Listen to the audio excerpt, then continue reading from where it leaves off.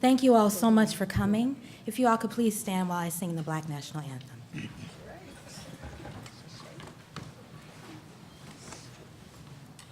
Lift every voice and sing till earth and heaven ring, ring with the harmonies of liberty. Let our rejoicing rise high as the listening skies. Let it resound loud as the rolling sea. Sing a song full of the faith that the dark past has taught us. Sing a song full of the hope that the present has brought us. Facing the rising sun of a new day begun. Let us march on till victory is won. Thank you. You may have a seat.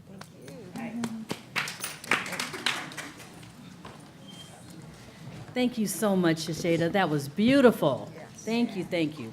We continue to be blessed by your talent and your contribution as a fellow on staff for the IBW PPI for the past 2 years. Thank you so much. Well, good afternoon, everyone. Thank you so much for being here. I feel like at long last we've been planning and getting ready for this event. So excited to have you all here with us today. My name is Lisa Cagnolati, and I'm the second vice president of the board of the International Black Women's Public Policy Institute, lovingly known as IBW PPI. Thank you so much for attending our 9th annual policy session.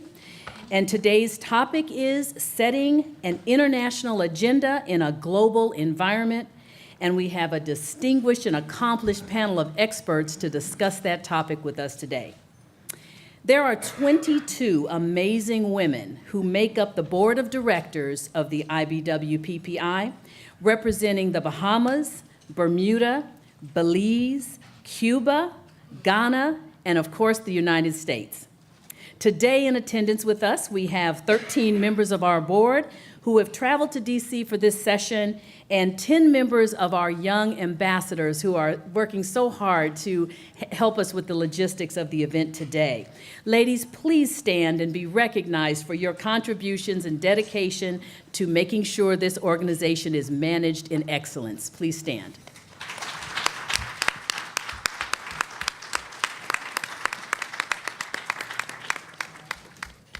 Thank you.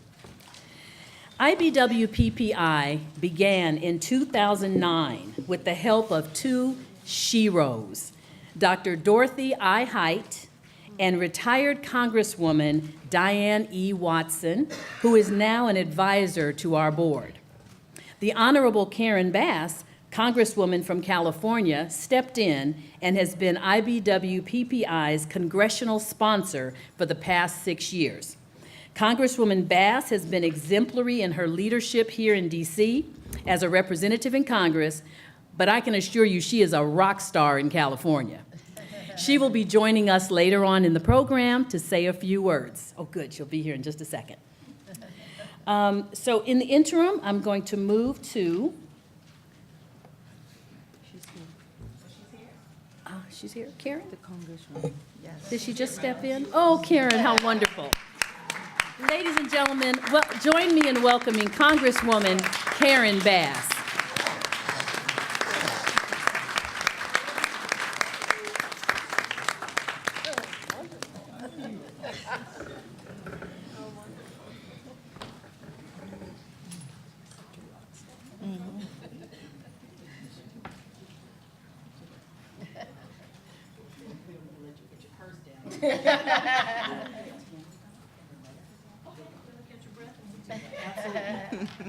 I know how that feels. You're running from meeting to meeting and, whoo, just let me catch my breath. Okay.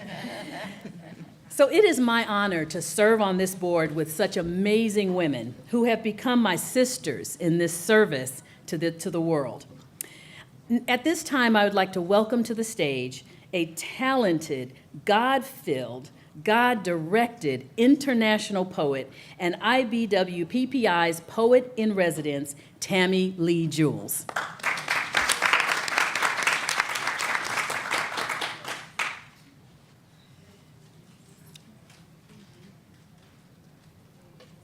Good morning.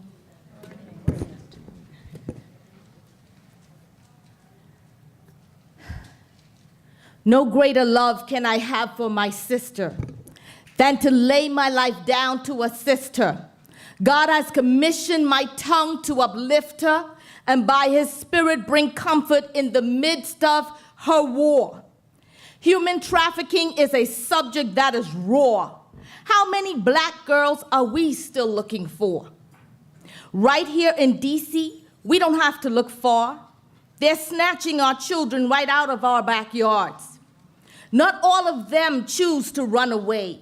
They just fit the description of what a pedophile is willing to pay. This is a call to all the mothers in the room who know the hurt when someone harms one of your own, who feel the pain they are feeling in their wombs, just knowing their child may never be coming home. The sickening feeling knowing how they're being groomed. Black women around the world experiencing the same things. We hear diagnoses and decisions that shake the core of our being. These setbacks limit our potential and our range. This is what ignites our commitment to help bring about change, to lift up black women and rebuild self-esteem. A victim or a prey, the crimes are still the same. No access to education, no path to fulfill dreams, no money for support, forced into acts of shame. Time may heal their wounds, but memories remain. Some don't make it out alive, others make it out, but maimed. All sharing the same truth, their lives will never be the same. Weighed down by heavy thoughts, words muffled by their pain, once full of hope, now hopeless, at risk their health and well-being. Domestic or sex slave, bound by traffickers' chains, praying for a chance to change their state of being. Black women and children still being sold and bought, goes against the very freedom for which Harriet Tubman fought. Our right to be treated as equal human beings, not to be sold as commodity in such degrading exchanges. That denial is no different in America, Africa, or the Caribbean. The fight for right to good education for children and for teens today still continues, one of the 4 reasons we convene. Leave no child behind should be the focus of all campaigns. On the streets of Port-au-Prince, Haiti, the numbers are insane of children forced to early work instead of living out their dreams. Their focus is survival as they push to sell their things, still recovering from the earthquake and the yearly hurricanes, like the destructive ones now ravaging the Caribbean. One of the reasons we initiated Boots on the Ground, so that as they're needed, they are destination bound. Truth be told, unless you're in it, you can be desensitized and only move with compassion when you experience life seen through their eyes, or the chilling sound of desperation heard in their cry. Think of how you feel if constantly denied, not allowed the freedom seen no matter how hard you try. Educate our black women and watch the children thrive. We've got to work to save our children and do it with respect for the fact that if we do not, no one else will do it. The heart of Dr. Dorothy Height, words we should not forget as ambassadors, educators, and traveling whole life reps. Together, let's ensure that our needs are globally met. It is unnerving to hear a life-threatening diagnosis and the cost of health care. Then try to convince yourself not to respond from a place of fear. You black out for a moment, hearing words you did not expect to hear. You try to keep your sanity so that you can prepare, while pharmaceutical companies without conscience profit off your despair. Imagine this news to those who have no access to money to pay for their health care. Cancer treatment is intense and hurts to the bone. The only thing that truly comforts you is God, family, and home. The emotions are overwhelming. Your thoughts are unclear. And when you try to sit for life, you can't find a comfortable chair, because cancer and AIDS make sure that none is there. These are some of the situations that affect our welfare. This is why we gather. This is why we are all here, to forge better outcomes for Black women towards gain that is fair. Economic stability, health and well-being, education, slave trade here and abroad. There are still many causes worth sacrificing for. Michelle Obama said it, and we've just given 4. The very reasons for these 9 years we've been knocking on many doors. In our fight to help Black girls and women, we present these issues on the floor, bringing awareness through these forums so these plights won't be ignored. Moving with faith, courage, and commitment, we visit many shores, building bridges with the vision that hope will be restored. We speak from a place of conviction because we believe. We respond with acts of kindness and compassion because we see the needs. We prepare, unite, show up, and help so our sisters can receive. We don't just talk about it, we demonstrate love through our good deeds. Women, when we're about to give birth to something great, what do? We push. What do? We push. So what are we going to do? We're going to prepare, unite, show up, and help. What will we do? Prepare, unite, show up, and help. So are you ready to push? Yes. All right, let's push.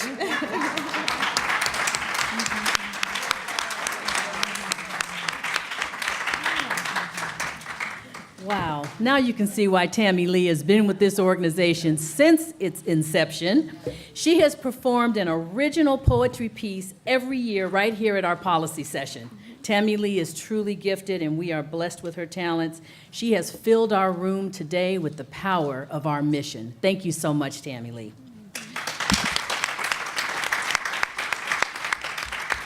Now, it is my distinct pleasure to bring to the podium our Congresswoman from California, Karen Bass.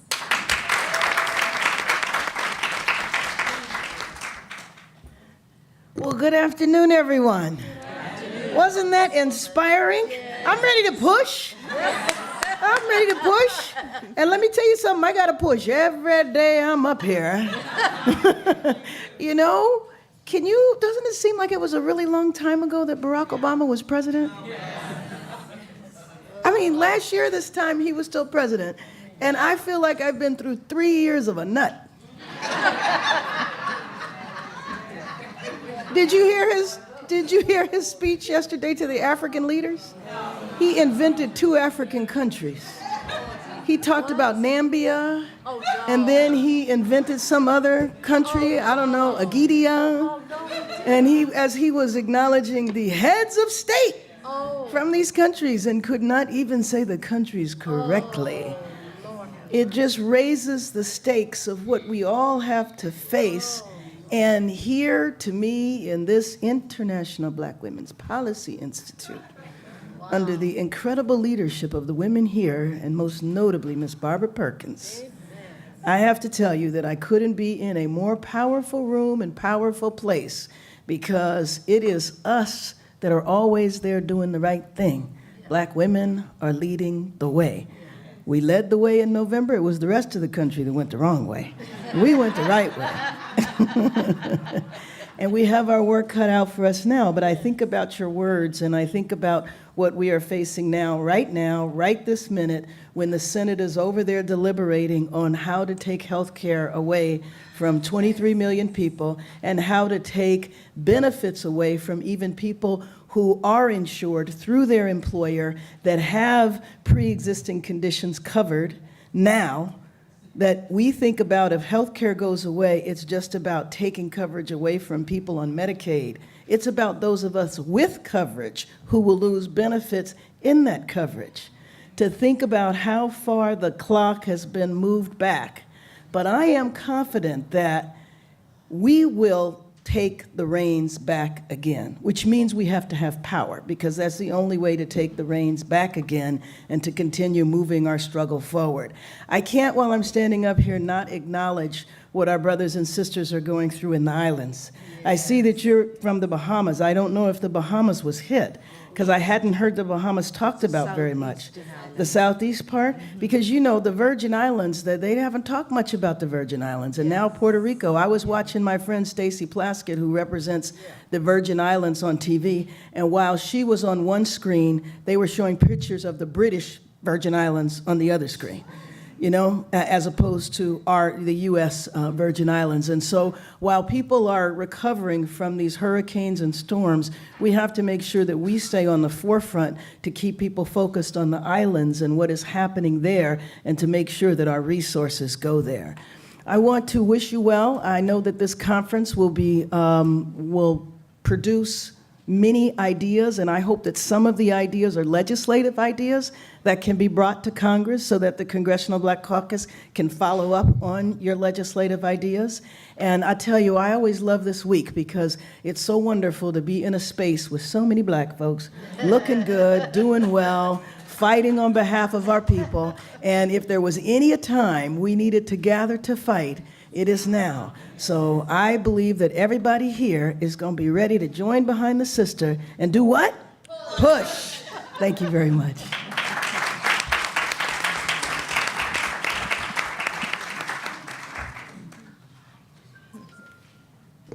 Thank you so much, Congresswoman. We know that there are many demands for your time during the conference week, so we're honored that you could be here with us today. I wouldn't miss it. Thank you so much. Now, the work of organizations such as the IBWPPI cannot be successful without an all-hands-on-deck approach. However, there must be powerful leaders who step up to uphold the vision, expand the goals, remain consistent, and work even when she is tired. Ask for what we need and lead by example. Barbara Perkins and her dear friend, Ka Fluellen, dreamt this dream together and invited like-minded others in.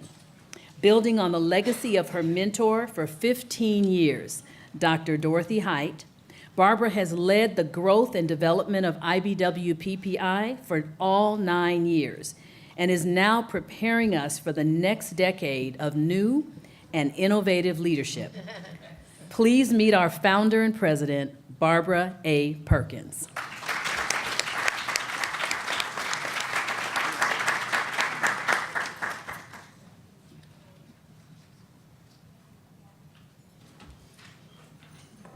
You made it. From 206 to where are we? The East Overlook. Wherever it is, we're here. Strong. Good afternoon, everybody. Good afternoon. It is indeed my joy to look out and see your faces, because I know that, and feel your heart and your energy, because I know that you are a sampling of the women who we fight for, who we join with, locking our arms and our aims together with to do the work. it doesn't even feel like work. I think we should figure out something else. This just feels like purpose, like what we have come here to do, Tammy. We learned how to push from very, very early. You know, where I grew up in the Bahamas, you know, by the time you got to double digits, that meant 10. You had to be about something. You had to know. I mean, every day somebody was asking you, so what are you doing? I mean, we're talking girls.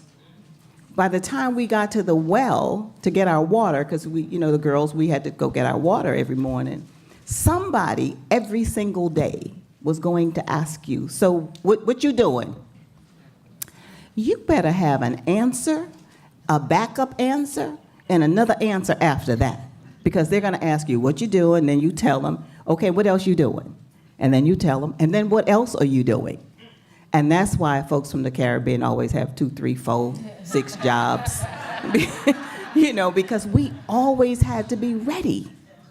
And when you're ready, then you don't have to get ready.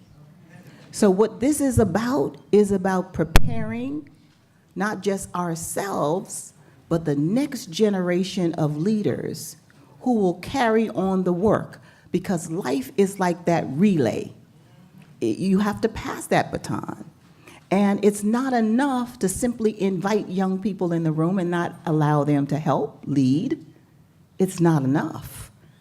So we know that. And so what we try to do with the International Black Women's Public Policy is we lead by example. We guide young people. We don't tell them what to do. You know, they know now to be ready, because they'll be called on in a moment to stand up and give a report and say something. And I just love them. I want you to get the rest of them in the room so we can see you all together.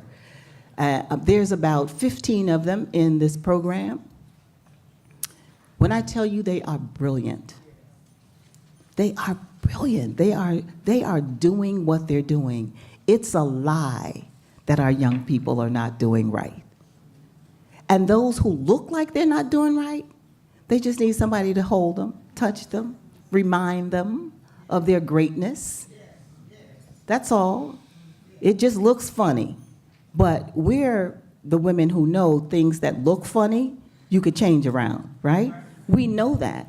It just takes a little more time, sometimes a little more patience. I still have a 27-year-old son at home. It just takes a little time.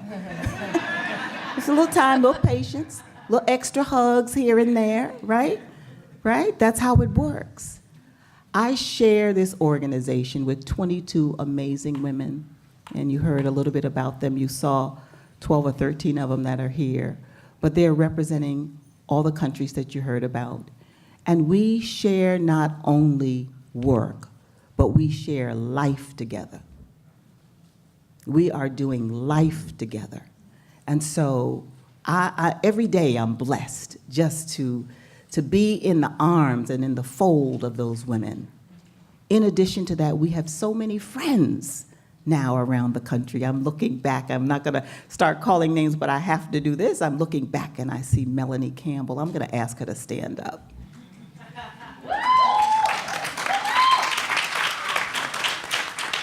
Because if y'all don't know that sister, you got to get to know that sister. Melanie Campbell is really sort of the leader now for this new civil rights movement that includes everybody, but is led by Black women. That's who that sister is. Turning elections for Black folks, getting folks to the poll in this most creative way, right? Not beating people up, but loving them all the way to the polls. That's who she is, running the Black Women's Roundtable, which we supported yesterday. But there's a lot of you in the room, and we need to know each other. I'm just happy that this was my call, but this wasn't my phone call, my heart call just for me. This is like, I don't know, I'm gonna tell my age, I don't care. Anybody remember party lines? Like you could be on the phone and then some whole other family would be on the phone talking. And you have to say, wait a minute, it was a double click, that's my call. Put it down, that's my call. This is like a party line thing. When we got this vision together, my learning partner and I, Ka Llewellyn, in 2009, we were sitting, we had a girls' date. I was sitting up in her bedroom and we were talking about life and how we were following Dr. Height, and I used to carry Dr. Height's purse everywhere, and I used to fight her security so I can push her wheelchair because I just wanted to be in the room. So that was my way, and I made friends with the folks who used to push her chair, and I used to carry her purse. She knew what I was doing, right? I just wanted to be in the room. So when I got the call about this in my spirit, it wasn't for me. I knew the call was for all of us. And Dr. Height would always say, if the table is too small, make it bigger. Don't act like it's just this group. Keep putting chairs at the table so other women will come. You call them, they will come. She would say, there is no problem that new membership won't solve. Get some more people. If these people aren't acting right, get some more. It was real simple. You didn't have to think hard. It was just real simple. Just call some more people. This group, stop complaining. Don't spend any energy whining. Just get some more folks. And the ones who were whining, they'll come along when they see, because everybody want to be on a moving, fast, winning train. Sometimes they want to wait to see if it's moving. So this now, we're in our 9th year. 9th year, as a matter of fact, Dr. Avis, stand up, Dr. Avis, you're gonna meet her. Y'all know her from TV and all that, she's always on the TV and in the newspaper and all that stuff. But when we started in 2009, Dr. Height's opening speech, when we launched, she wasn't feeling well that day. She gave the speech to Avis Jones DeWeaver, and she read Dr. Height's remarks at our opening in 2009, right?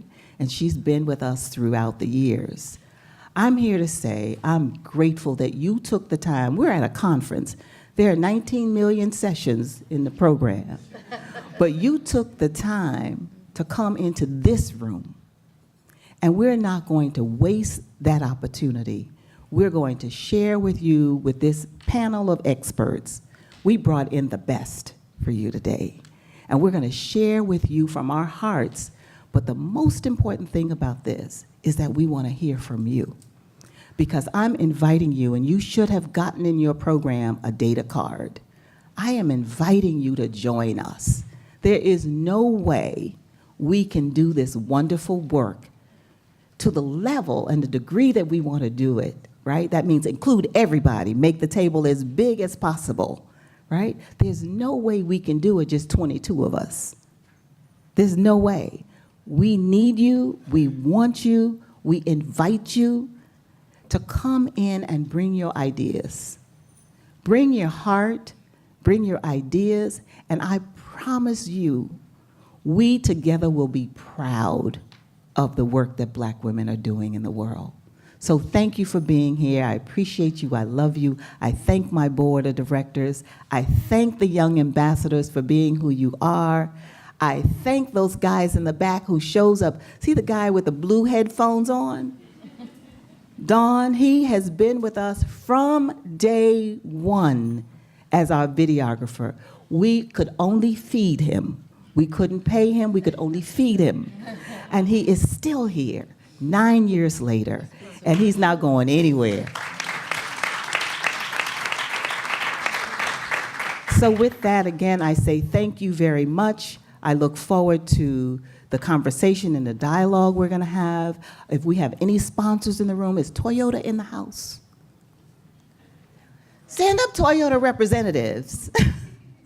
So Alva Adams Mason is on our board, but I will tell you, you can't do things without resources, right? We are self-funded. The first 5 years of this organization, we had to dig deep, take a little of our grocery money, our extra money, we had to do that because we wanted to get our house in order before we stepped outside. We self-funded for 5 years, and after 5 years, we began to ask, and we started with our friends. Toyota is one of the biggest organizations, the biggest supporters of this program that we have. And so I just want to thank them and say to Jasmine and Alva to please relay the message back to your company about the work that we're doing. Of course, I know you are, but we want to also say thank you from this stage. Again, I say thank you for being here, and enjoy the rest of the afternoon.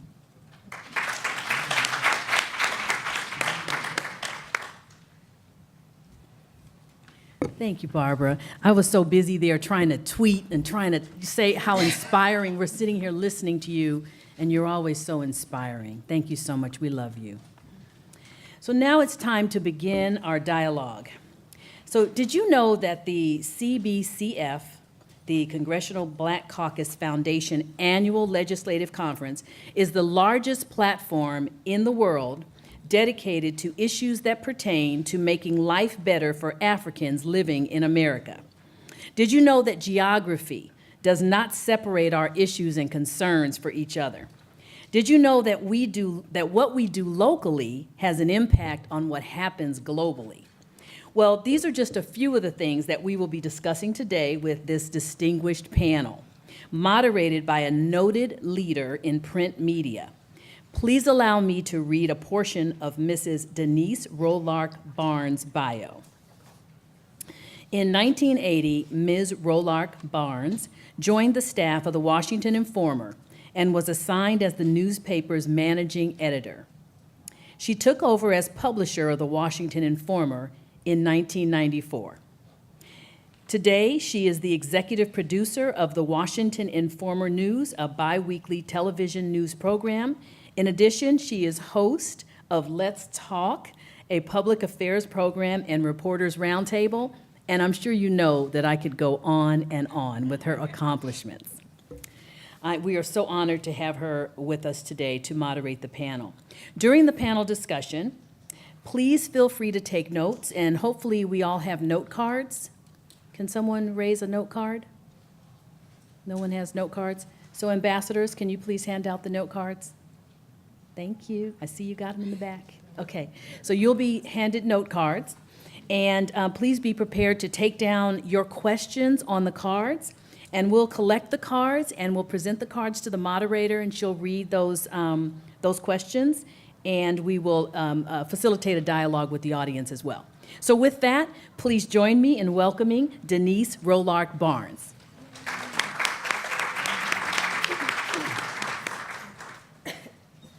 Good afternoon.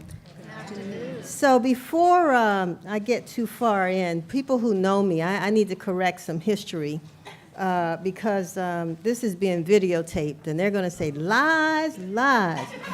Denise knows she was kicked off of Reporters Roundtable 6 years ago. She hadn't been doing that show.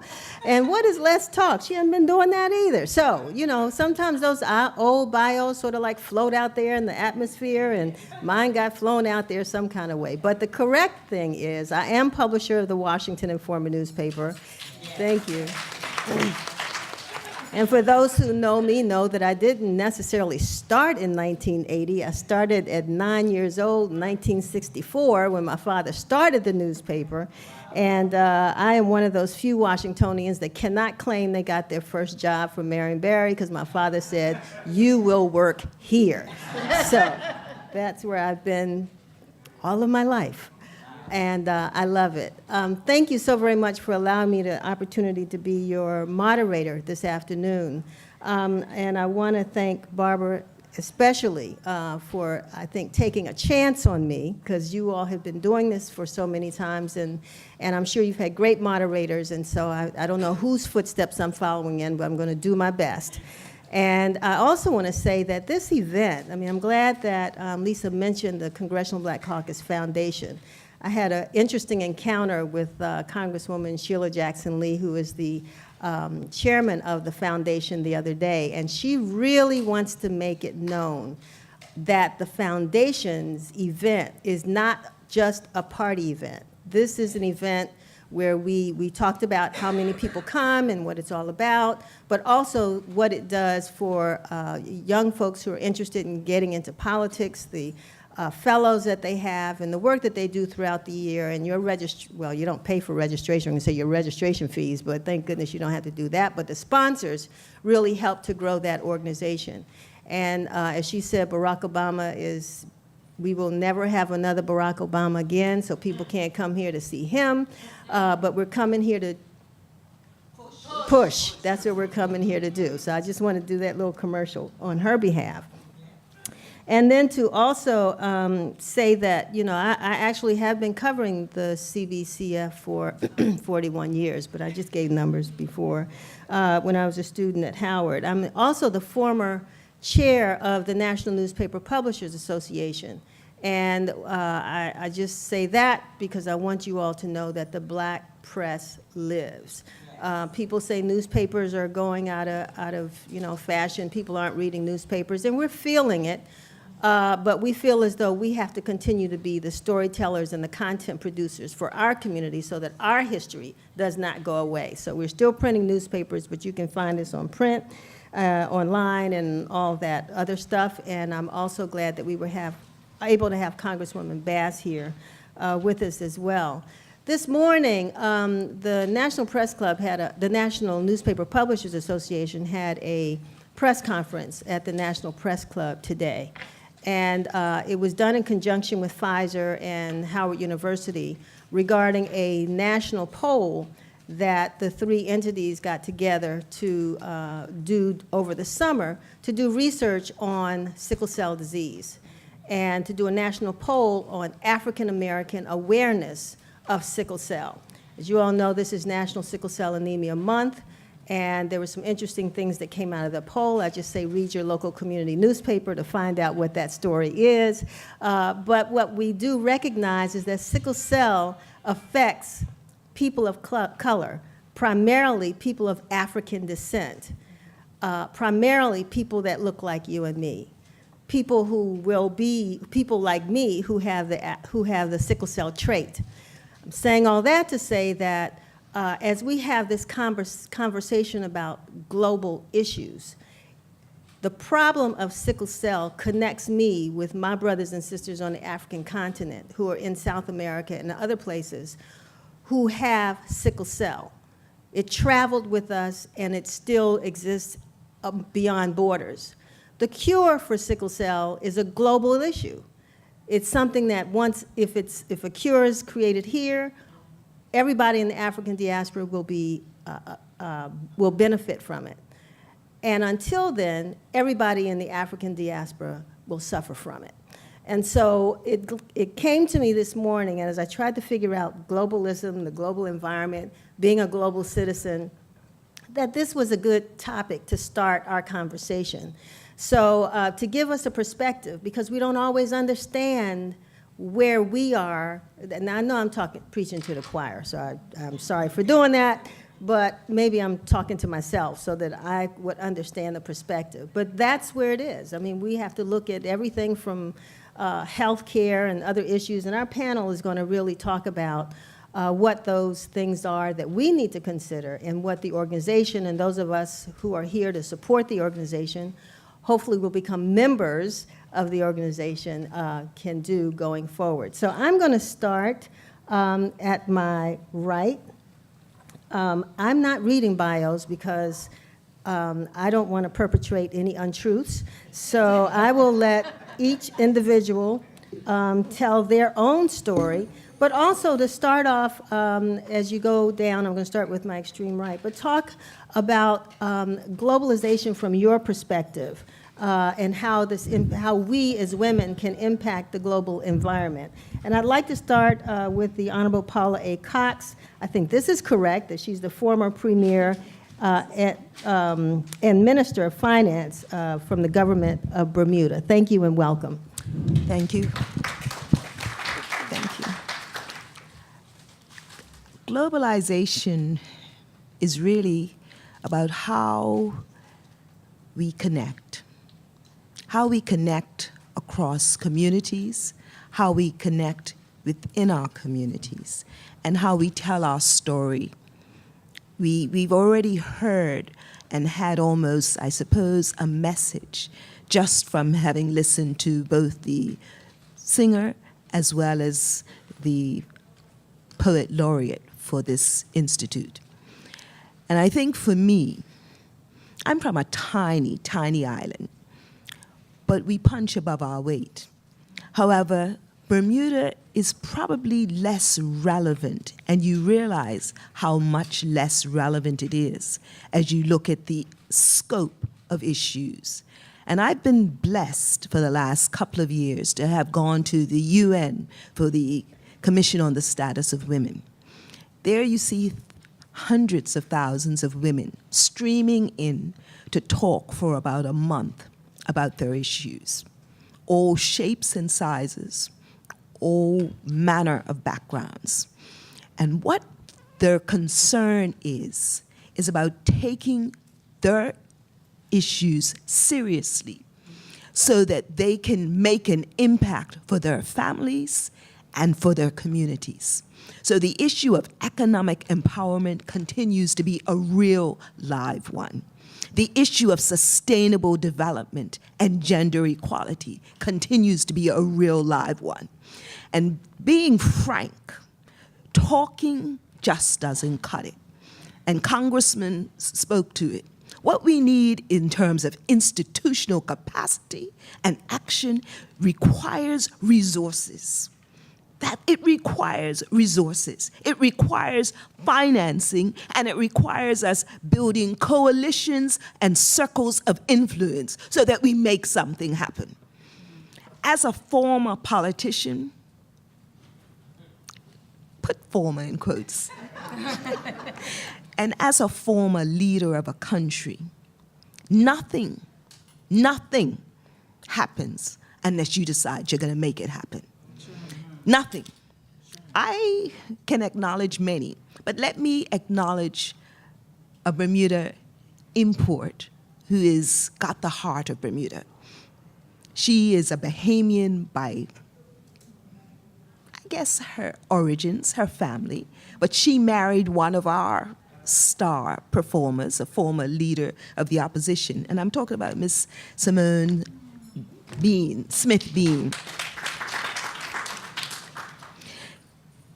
When you deal with politics, and I have 10 rules, when you deal with politics, you got to lose the ego, lose the issue of trying to please everybody, because you never will. You're not in it for popularity, because you certainly won't be popular, but you are in it to get things done. And that means that, as they say, to make an omelet, you got to break some eggs. So for me, I think I'm just the precursor of what's going to become a critical and crucial conversation. But if you want to effect meaningful change, whether in healthcare, whether in entrepreneurship, whether in terms of even the status of women, and in terms of women being more seen and visible and active participants, both in corporate sphere and political, we have to make sure we provide the tools so there's no self-sabotaging and that we don't sabotage each other. Let's remember that, first of all. I think I'm done for now.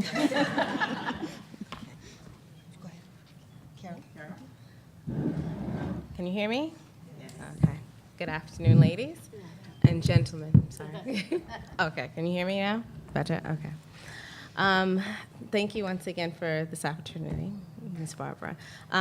What globalization really means to me, and I thank you for starting that point, as a woman of the diaspora myself, being raised in Trinidad and kind of seeing things from two different perspectives. I operate a company that's called the Confidence Factor for Women in Leadership. And the goal of my company is to make sure that we provide access for women at the top, because there's a lot of room there that we don't know about. There's a lot of room, a lot of corner offices that are not full. They're just people sitting there that look like they're doing something, but they're not there. They're not doing anything. And a lot of times what I've recognized throughout my work and my research is that we're not preparing women to get to those offices. If we see that someone's sitting in a chair, we have no idea that we actually have the right to get that chair. We don't ask. So something that I'm doing right now that is very important and near and dear to my heart is I'm running part of the Confidence Factor as something called Increase Your Ask, and I've heard you all day say ask. And so Increase Your Ask is about giving women equal access around the world to the power of asking. Because I think what we don't do is we don't train the woman from India the same way we train the woman in Brooklyn, New York.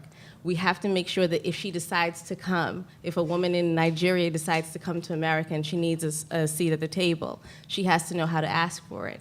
Because I remember my mom is a former Wall Street executive, and that's the problem that she was having. She is a black woman that speaks very Trini, like I speak half a Trini that she speaks. And she had a hard time understanding, how do I get a seat at the table? Especially in the 70s, as a woman with an afro, my mother always says that she's either dread or afro. How do I get a seat at the table and I don't look like anybody that's in the room? And so it's really important that you know how to ask and to be able to kind of position yourself as that valuable leader so that you look like you are ready to take that seat. I remind all of you that there's several seats on the top and at the top. We keep talking about having a seat at the table, but we not only have to have a seat at the table, we have to actually make our presence known when we sit there. So sometimes we sit, but we're not speaking. We're sitting and we're postured in, and this leaning in is great, but if you're not saying anything, it doesn't matter. And as a real estate investor, I'm also in those rooms where, I said it this morning, the average real estate developer is between 77 and 86. I'm one of the youngest in the room, so I'm used to being the only. So I have to be in a position where I have to make sure that the gentleman who is old enough to be my grandfather sees that I am just as valuable as he is. Because I'm 20. You're gonna believe that all day. 21-ish. I feel it, okay? And because I feel what I feel, I'm not gonna admit what I am, but I feel what I feel. I think that when we prepare women around the world to be able to have their presence known, we have to prepare all women with the same amount of tools and the same amount of resources to get in the door. So I wanna just allow you to know there's a lot of room in the C-suite. There's a lot, and we're not there. And the only reason we're not there is not because there's not access. We haven't asked yet. We have to kick some people out that are just sitting there folding papers, and they look like they're important, but they're not. We're more qualified than that.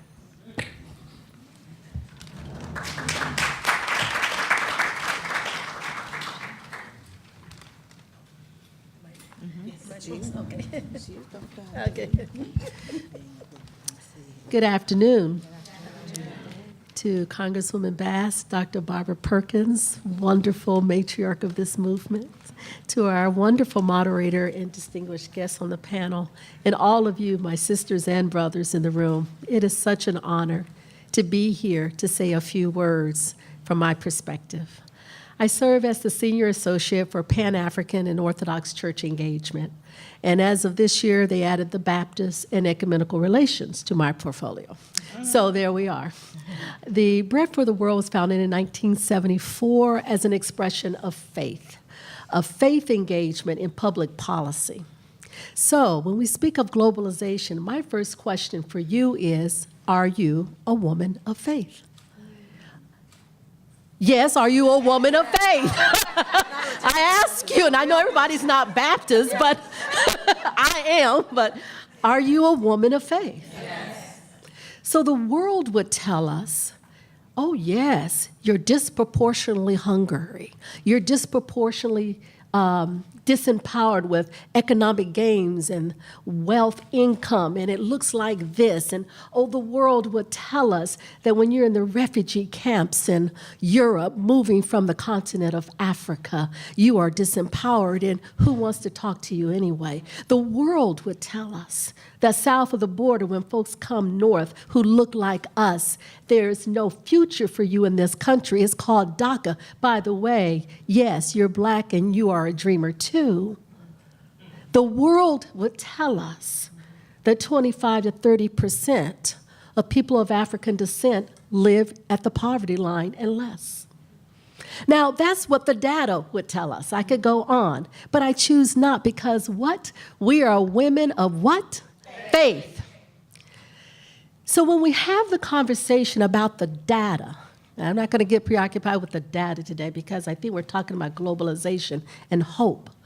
we have to remember that those same women that the data says is living in the immigration camps, coming north for a new future, us who have been black farmers in our land, we're down to 3 million acres instead of the 20 million we had about 20 years ago, that despite all of that, we are a resilient people. When the data is done, they don't take into account the fact that women who have come across the Atlantic and over across the oceans from places like Sudan and Ethiopia and all the other places north and central to Africa to go to Europe for a new future, they don't tell you that they're organizing and mobilizing because of what? Their faith. We don't take into account our resilience. I'm here to say at Bread for the World, we believe our faith has everything to do with how we deal with the data. And I'm here to tell you that women of African descent in particular, we know our story. We know what our struggles are. What Bread for the World is trying to do is to help empower us to have the tools to speak up and stand up, because we have something within that motivates us to change that narrative. And we've been doing that for hundreds of years. So here we are at this new moment. It's a new moment. And I am very hopeful, not just because I'm a woman of faith, but because I see public policies changing at the global level. I'm sure you know this is the United Nations Decade in Solidarity with People of African Descent. Now, who knew that the will of the countries around the world at the UN would say, yes, together we affirm that this is the UN Decade in Solidarity with People of African Descent. This week, and in fact next week, are the hearings from the Race Relations Rapporteur, who is convening hearings right now in Geneva around the UN Decade priorities. Who knew that just 2 days ago and yesterday, that being in the company of the new ambassador from the African Union to the United States is a woman of African descent from Ghana? Oh yes, give a hand clap. And she's all about the diaspora in Africa. In fact, she's just said it's not the African mission place, which is what the earlier folk wanted to say. It's our Africa house. And she's here to embrace that sixth region of the African Union, those of the diaspora, a woman. Who knew that in this new day, yes, the Congressional Black Caucus has a plan of public policies around what we should be doing with our agenda. The problem is, being on Capitol Hill, we've got some roadblocks to get through. Who knew about the Marshall Plan of the Urban League that is competitive and complementary of what the CBC has said around our agenda? You know, there was a Marshall Plan after World War II. There's a reason why Germany looks the way it does. There's a reason why France looks the way it does, because they had a Marshall Plan. We need to be in touch with what the CBC is saying around its public policy agenda, the UN Decade in Solidarity with People of African Descent, and we need to be in touch with the Urban League's Marshall Plan, and we need to be in touch with the Africa Union with their roadmap, thank you, of the Africa we want moving to 2063. Now, the problem is that these agendas don't move to center stage the way that they ought. Everybody wants to tell us our narrative, but want to tell us our data. We have to work hard as women of African descent to make sure that the plans that we have move to the center. It should not be that the Africa we want 2063 is marginalized in the UN agenda. It shouldn't be that the CBC's agenda should be marginalized anyway on the Capitol Hill. And in our neighborhoods that you go back to, what is your Marshall Plan? How are you organizing people of faith in your community? You know, there is a story of Moses.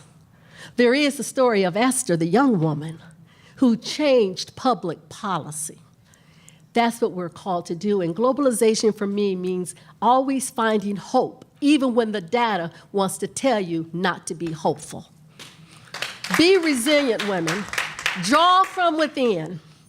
Join the solidarity movement of women in refugee camps and who've been put out and put upon, and our ancestors, and do what they are doing, which is to say we are resilient and we are women of faith.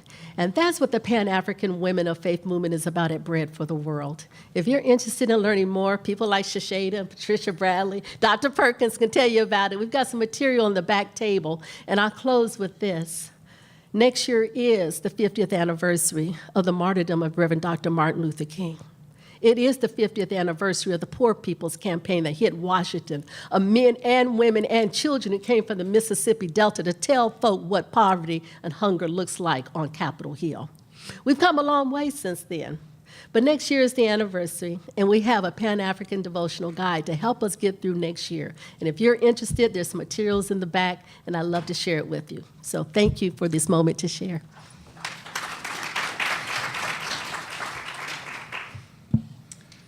Good afternoon, ladies. My name is Paulette Adderley Zarnacle. I am the former Consul General of the Bahamas to Washington, and I'm from the beautiful country of the Bahamas. And it is an honor to be here this afternoon. I love talking about globalization and what it means and how we as a people benefit from it. And so I want to share with you my perception of globalization. I want to firstly, though, thank Barbara Perkins for her vision, for bringing us all together, and her continued devotion to seeing women of color grow and develop and expand themselves. She stretches you beyond your wildest imagination. And so we love her and we thank her for that so much. There's an emerging world community to which we all belong. The growing interconnectedness among people, countries, and economy means that there is a global dimension to who we are. The most positive way of responding to this is by pursuing a path of global citizenship. Global citizens see ourselves as part of an emerging world community and are committed to helping build this community's values and practices. I remember when I moved here 5 years ago and I started all this work and learned so much. I would turn to my desk and I would say, Lord, what am I going to do when I'm finished this job with all of these skills I've learned and developed? What am I going to do with this? But God knew just where he was taking me. I didn't know, but he did. And so the work that I started as Consul General, and my work was a little different in that my mission was going into the prisons and seeing the diaspora from my country and making a difference. But I also realized that there's so much more to this than I ever realized. This whole global picture of how we interconnect, whether we realize it or not. We interconnect through our music, through our food, through our vision. The internet has made the whole global world just little tiny dot. And so everything has changed on how we communicate and connect with each other. I often say to people that when the Word of God says that he prepares this table for you in the presence of your enemy, and then he anoints your head with oil. And guess what else he says? He says your cup runneth over. Now, what does he mean by that? He means that he has supplied all of your needs and given you enough to supply and help others. And that's what globalization is about. That's what we're doing. We're reaching out to people far away whom we may never see, and making a difference. So I have this great honor now of being the vice president of the largest Black non-governmental organization that's just started. And God's blessed this organization with millions and millions of dollars to create humanitarian projects around the world. That's phenomenal. Headed by a Black woman who was former in charge of the educational system here in Washington, D.C., and is traveling around the world making a difference. We could do it every day. People often ask me, how do you identify these projects? Well, it's very easy. What do you like? What concerns you about the world? A young lady spoke this morning and she talked about Haiti. we keep forgetting hurricane season is June to November. We in the Caribbean lived through this. We realize this is not, it's new in America because now you're being affected, but all of our lives we've lived this way. So this is what globalization is about, being aware of what's going on in the world, the wider world to which you're a part of. When you listen to Jamaican music, you're globalizing your mind. When you listen to the musics of the Bahamas, Junkanoo Calypso and Trinidad music, and your vision of this globe is now changing.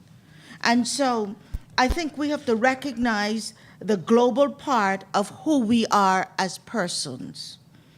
We have to expand our definition of community. We have to discover the values of world community.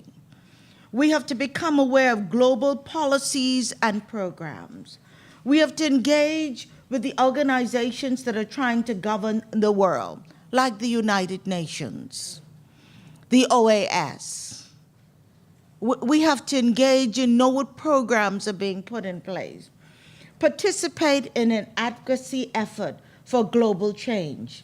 Help ensure your country's foreign policy promotes global values. Let me say that again. Help ensure your country's foreign policy promotes global values. What do I mean?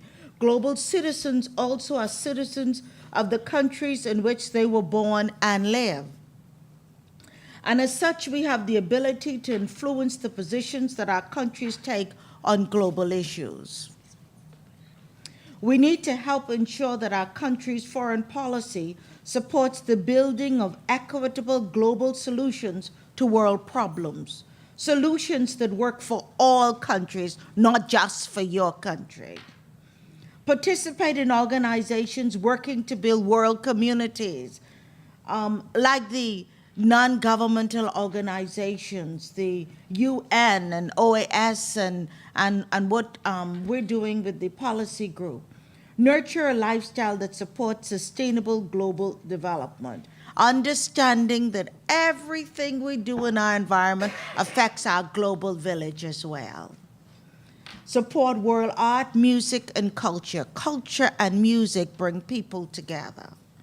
It's a wonderful expression of bringing people together. But globalization in its natural form is just so easy for us as a people to come together and work together and to bring out the best in each other, and helping in Africa, and helping in Haiti, and helping sustain plans and programs. We know that each season we are going, as a global village, we are going to have hurricanes, we're going to have winter storms. Well, this global village needs to be prepared for that. And so we have to begin to prepare ourselves. When our organization talks about giving boots for kids in Haiti, means that there are no more waterborne diseases that they would have picked up if they didn't have the boots. And so it's making a difference. These are just little things. When I asked the young lady this morning from Haiti about a program that they are doing, I took her outside and I asked her one simple question. I said, "How much do you need?" So she said, $110. I said, "What do you mean by 110? $1.10? $110? What do you mean? $1.10 million?" She said, "No. In order to get water supply, good water supply in Haiti is $110,000. Now, if we in this room just sit down for 5 minutes and calculate, we would have been more than $1 million we done waste in this room. On them pretty shoe, that nice bag, and you know, we're the highest purchase of the weave and the makeup. You know, there's so much we can do as a people. And so sometimes I sit down and I'm so moved that God entrusted an opportunity for me to now make a difference in this global village to which we all exist. And I think that's phenomenal opportunity. I think we have to begin to open our minds and our hearts that it is more than just America. Can I say that again? It's so much more than America. It's so much more out there, and the world is a beautiful place, working together. We are losing lives. Are we conscious of how many women and children are dying? There's no food, no clean water. These are all global issues. And I think sometimes we become desensitized on what's going on really in the world that we live in. I'm going to stop there, and if you have any questions, please feel free to ask. Thank you. Thank you. So let's give those panelists a round of applause for their introductions.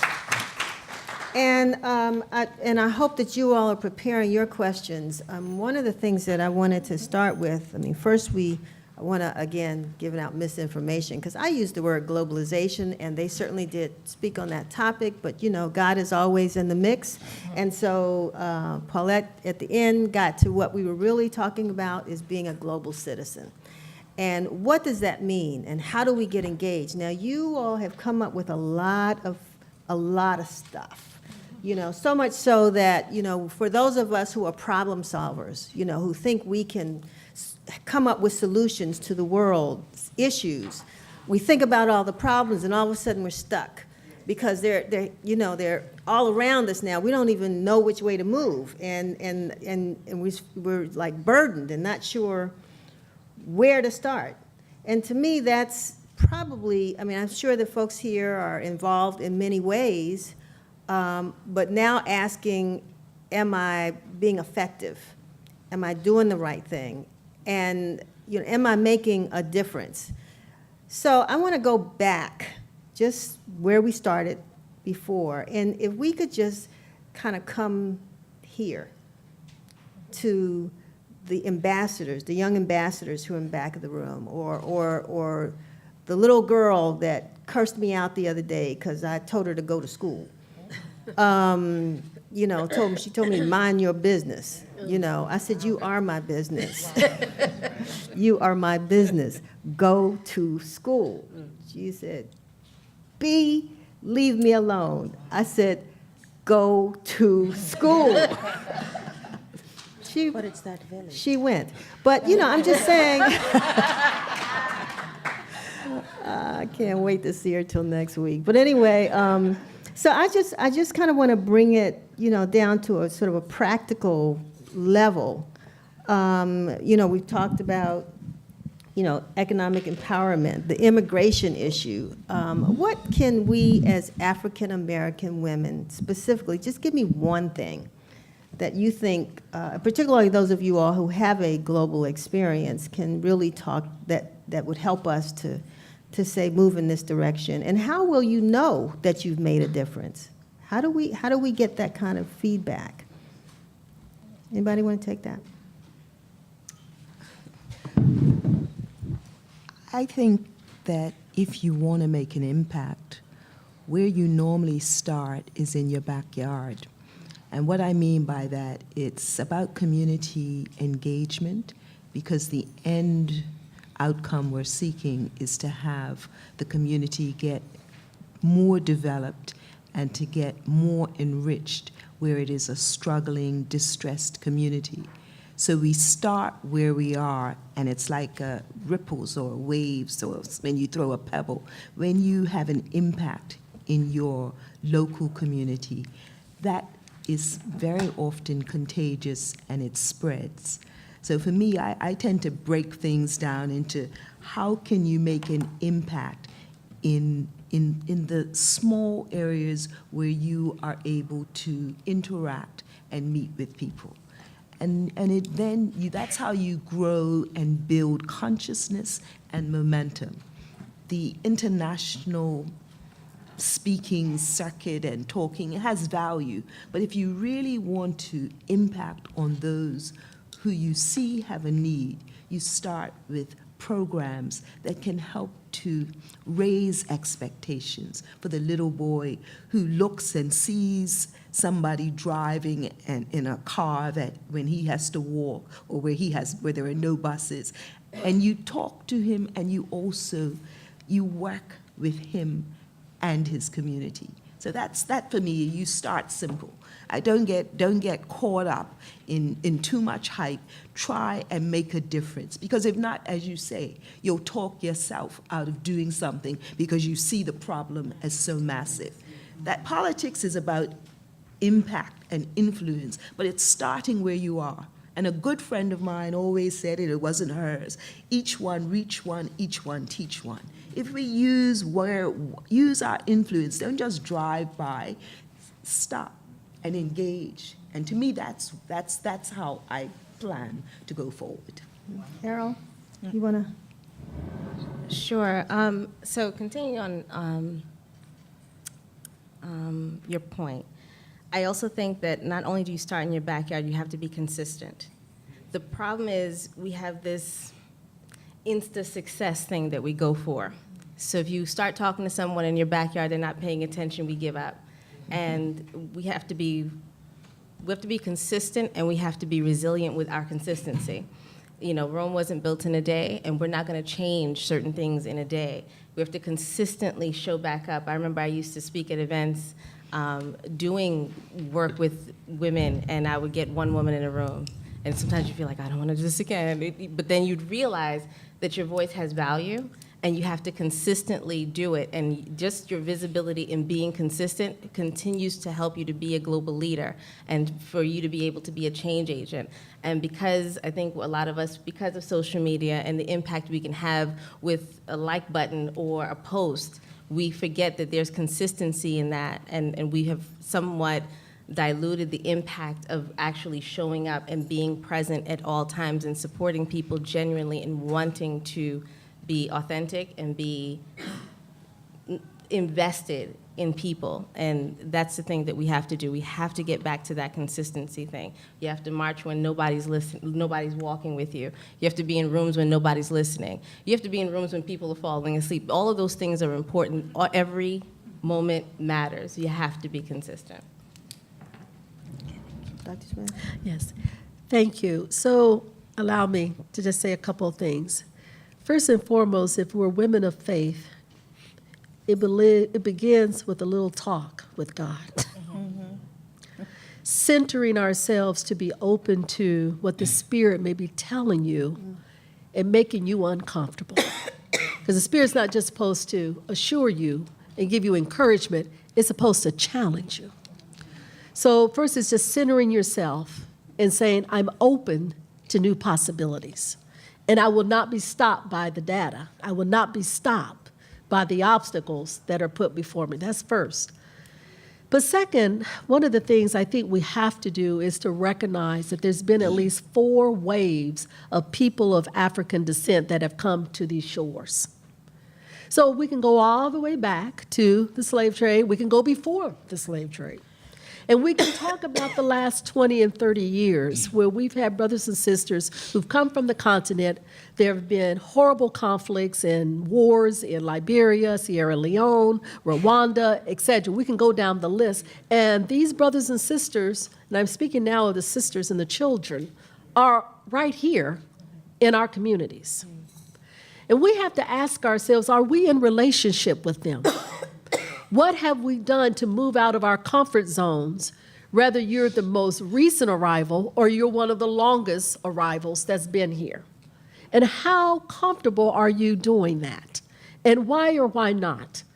But I think it begins recognizing that the United States is global. And when we are in relationship with sisters who are not of the particular generational wave that came to this country, whatever that means for you. It may be that you came within the last 10, 15 years from Ethiopia, and you need to know those who've been here since the slave trade. Or it may be vice versa. But we have to have intentionality about being global in the U.S., as well as being global outside of the U.S. Because it's those relationships that bring integrity and that bring authenticity from us being able to bring solidarity, and not just charity, but solidarity of people of African descent to move our agenda to some of the policies that I mentioned from the various groups that are doing wonderful work of trying to map out how we can move together. That's part of what we try to do with the Pan-African Women of Faith. It is women of the diaspora here and abroad to be in relationship, to go further together, to open our eyes. So I would say prayer, meditation, and relationships that may make you uncomfortable, but it's where we need to be in order to move the global agenda forward. Do I have permission to take you a little further? Yes. It takes a village. We keep forgetting about this village. So let's talk about this. This is how we're interconnected. When our slave masters put us on the boat, they took a trail, you know, and they came all along the Caribbean and then on to the Carolinas and all of that. So we're all interconnected. We're all cousins, whether y'all want to believe it or not. You are my cousin. You don't have to believe it, but I'm your cousin because we all came along the same way. So it takes this village. So I want to share with you my family's village and how we do it. I come from a family of 30 siblings, 15 brothers, 15 sisters, one father, several mothers. But guess what the principle was? So my dad never told my mother of all these other siblings. My father, first of all, was 25 years older than her. And my sister, oldest sister of my mother's child, was coming home from school and the neighbor noticed this nice-looking black guy walking her every day and carrying her books. I'm just trying to share with you my village. And so she told my mother. My father never allowed my mother to work. My mom said to my sister, big sis Iris, she said, any decent man who's walking you from school would walk you to the door. So she told him. And he said, well, I'll walk you to the door. He did. She invited him to come in. My mother at that time, as I said, didn't work. So by 1 o'clock, dinner was finished. Switcher, you call lemonade, we say switcher. Everything was finished and ready for us getting out of school at 3 o'clock, okay? So my mom said she noticed the young man's face changed when my sister said, Daddy reach. My father was a taxi cab driver. So when he walked in, Daddy walked in. Daddy said, boy, what you doing here? And he said, Daddy, I come to see Iris. And he said, boy, this is your sister. So my mom jumped into my father and made him promise that he would introduce all of us. And she made him take us from house to house and introduce every one of us. People do not understand the dynamics of our family because it didn't matter that we're not the same mother, we are the same father, and so we're one. So our children, your child is my child, okay? If I see your Henry going astray, I pull him in. If your Henry's brilliant and can't go to college, we get together as a family and we send him to school. See, this is what this village is about. And I'm often amazed when I see families that are so disconnected from their siblings. You see, this is why this global village is having such a challenge, because we're not sensitive to our own family need, the immediate family needs that expands out to this outer world and this whole global village. And so I think that we've lost so much in that. In the Bahamas, people often laugh at the Haitians. They view the Haitians as the lower class, but there's some wonderful lessons. And in Bermuda and Trinidad, I'm sure that you have those immigrants who come in.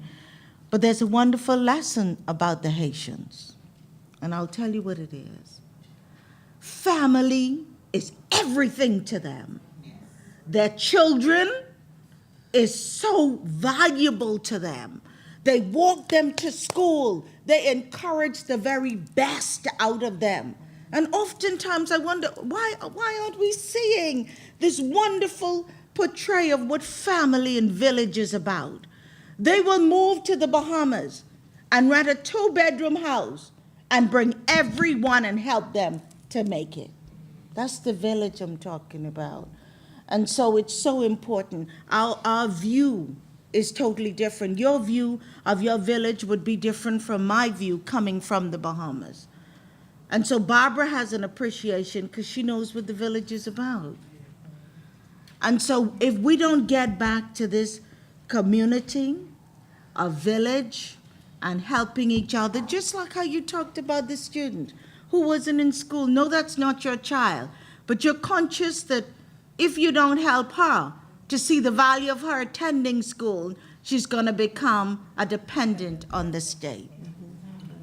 And so those are those values that we're talking about, those global values, and the village that we need to go back to, and the fact that we are all interconnected.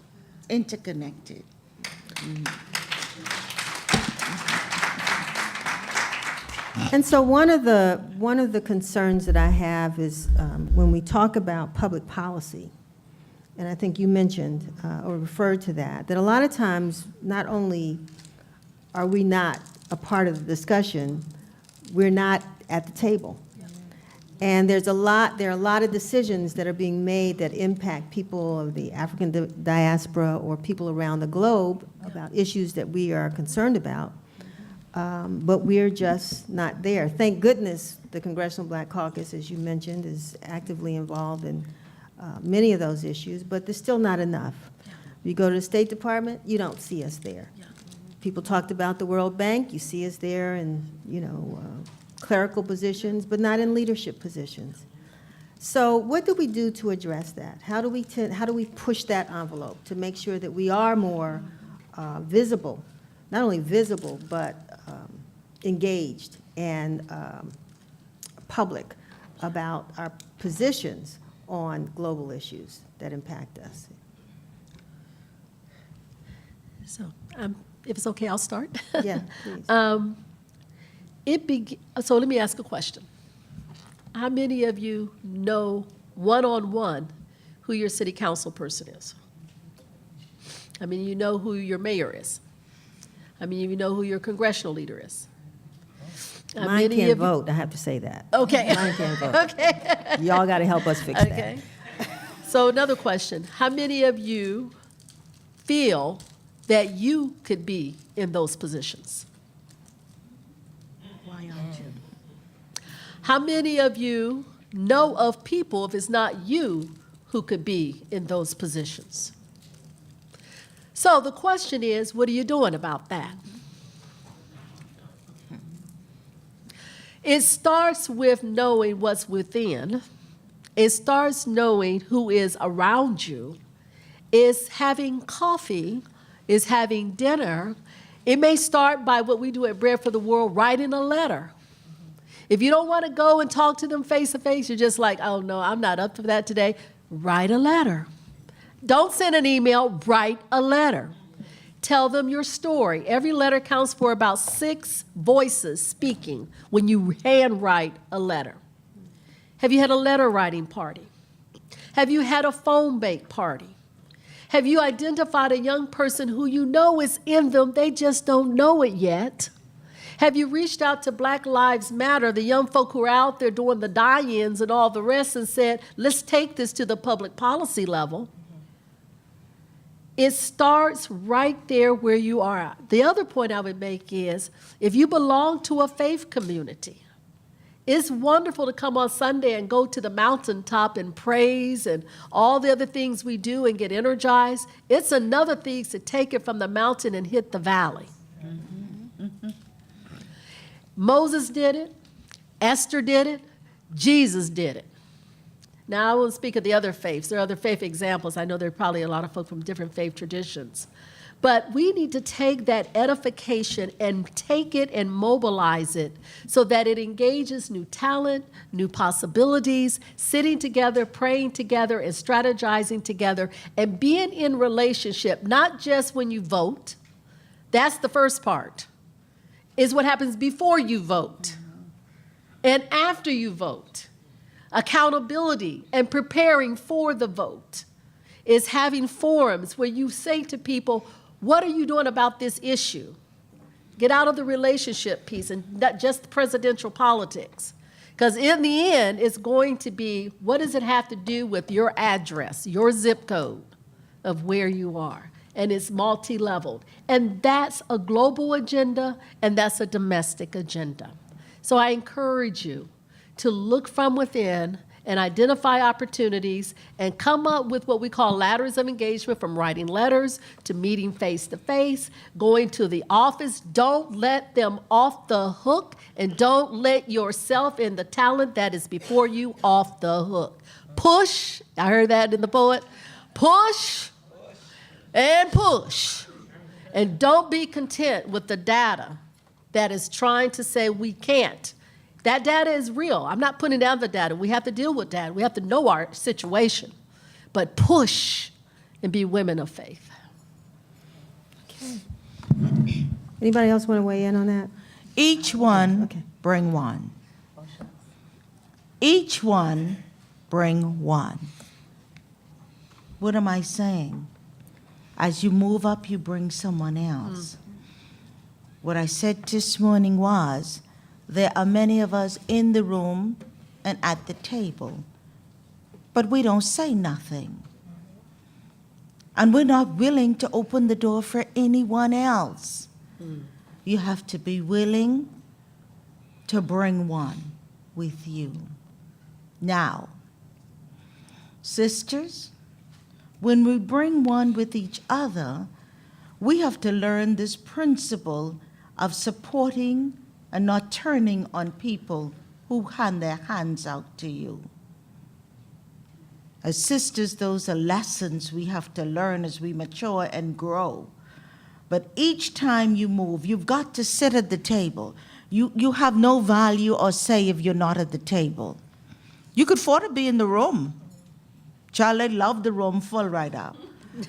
But you better be at that table and don't move. You know, when we get frustrated, we say, forget this, child, don't move from the table. Bite your lip. Have all inside your mouth bite up.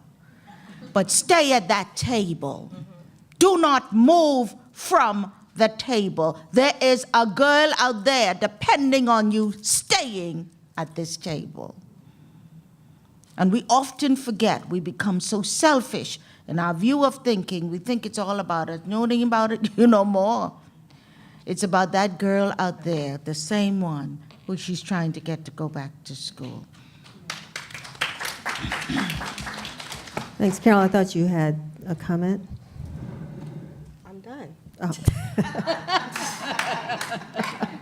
Thank you. I'm done. No.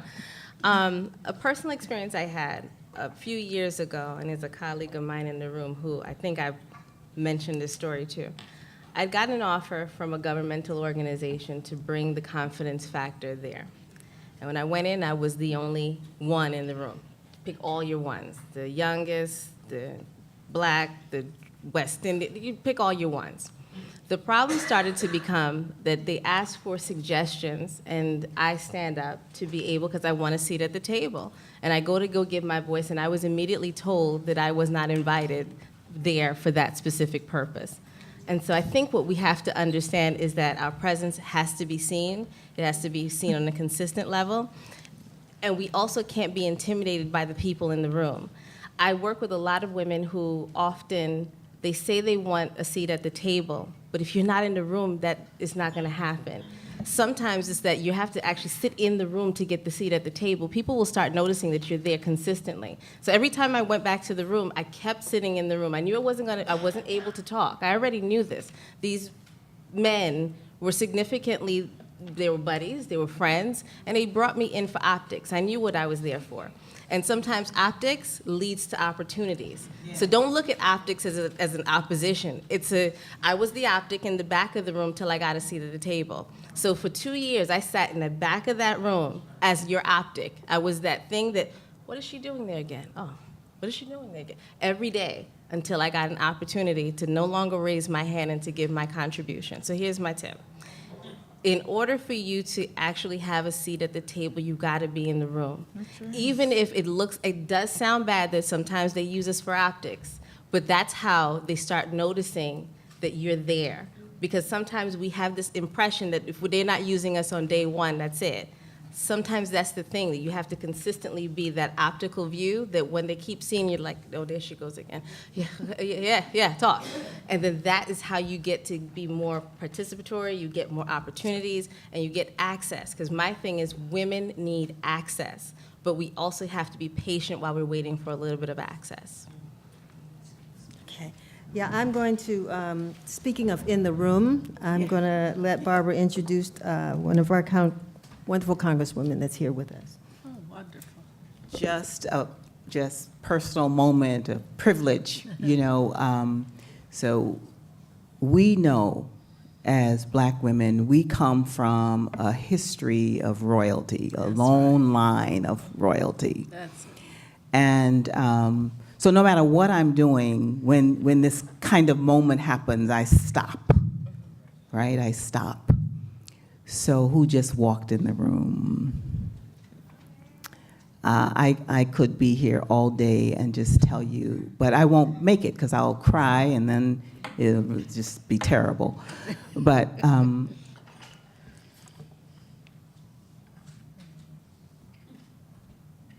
we stand on your shoulders. Diane E. Watson, retired member of Congress, transitioned from her seat, and then Karen Bass sat in that seat.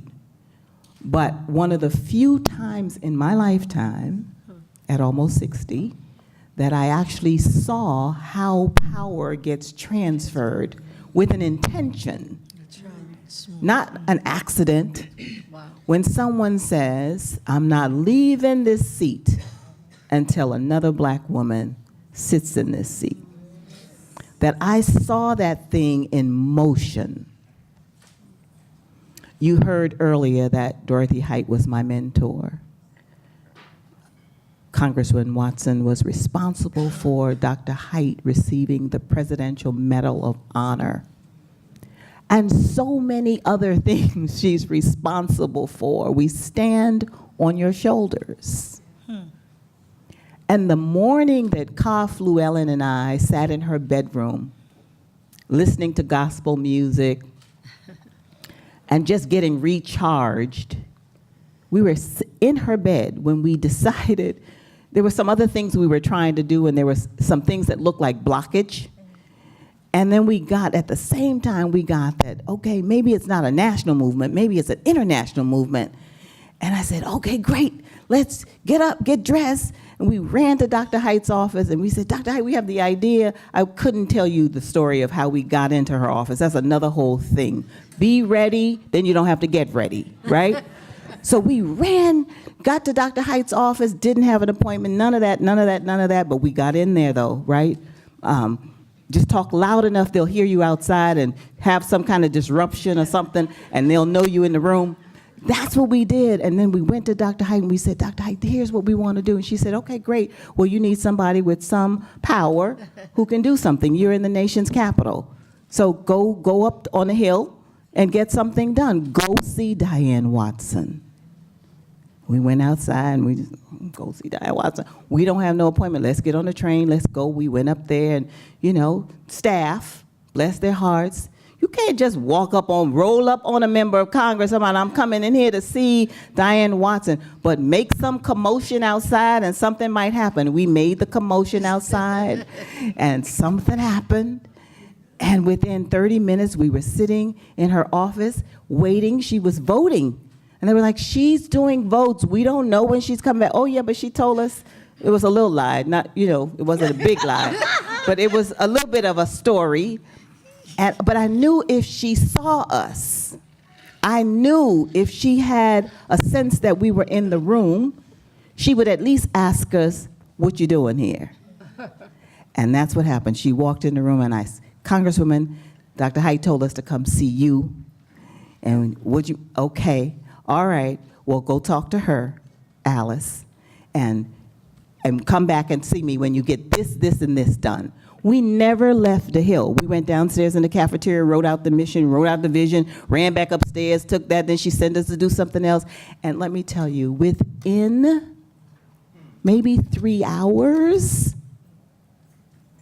this woman, our queen, who traded her title of Congresswoman for Queen Mother. That's right. You stand to your feet and welcome Congresswoman, retired Queen Mother, Diane E. Watson. Come on. And she will just give us a few thoughts. And just know that you are in the presence of power and royalty.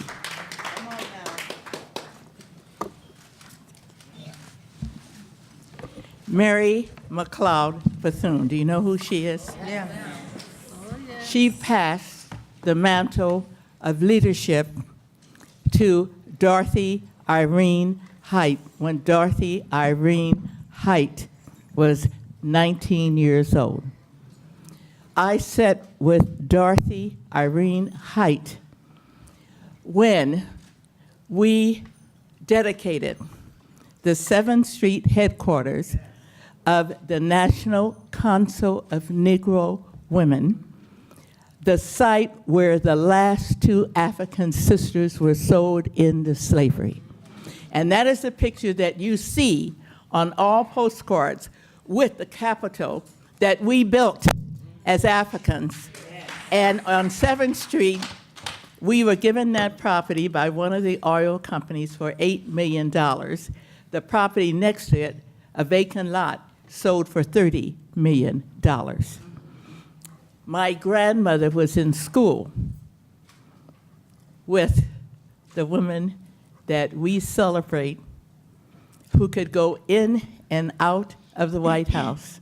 Mary McLeod Bethune was her schoolmate in Florida. I'm going to tell you another thing, too. My grandmother was in the Spanish, and see, I stand on the shoulders of my ancestors, like each and every one, because this is anthropology. All life on this planet came out of the continent of Africa. That's it. That's it. We're all interconnected. My grandmother was in the Spanish-American War. All of Southern California was part of Mexico. My grandmother fought. She was a nurse. And she was on a ship going down to the islands, and her feet hurt her. So she looked around for a pair of shoes that would fit her, and they belonged to the captain, who was French. So she married him, and she was a Raboine. Okay, her first daughter was my mother's older sister, and her daughter married a person, and they formed Tuskegee University. Okay, go a little further. My grandmother's daughter had 3 children. She met her husband, and they formed Tuskegee. We were O'Neills. I checked my lineage out, and I'm Scotch-Irish. Now look at me. I went even further and found out we're from the Central Republic of Africa. We have been invited here for this. But let me get back on what I really want to tell you. My aunt had 3 children. Her oldest child is at Harvard University. She's not on staff. She's not on faculty. She's a researcher for Harvard. She's my age, Harvard University. Her last name is Chase.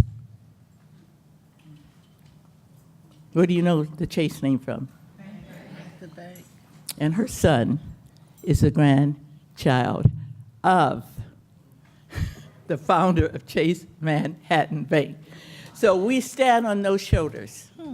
You see, so where I have gone in life is because we were descendants of kings and queens off the continent of Africa. And Lucy, the sign of the first life on this planet, was found where? In Africa. Okay, sub-Saharan Africa. So I want you to know we were the original people. When I was younger, in 1980, you know, we do the census every 10 years, okay? They had Mongoloid, Caucasoid, and Negroid. So I'm looking at that. I'm the census. I was the first black female in the California State Senate. I chaired the Black Caucus. There were only 6 of us, so I had them come and meet on my side because they had none that looked like me on my side in the Senate. And so I said, you know what?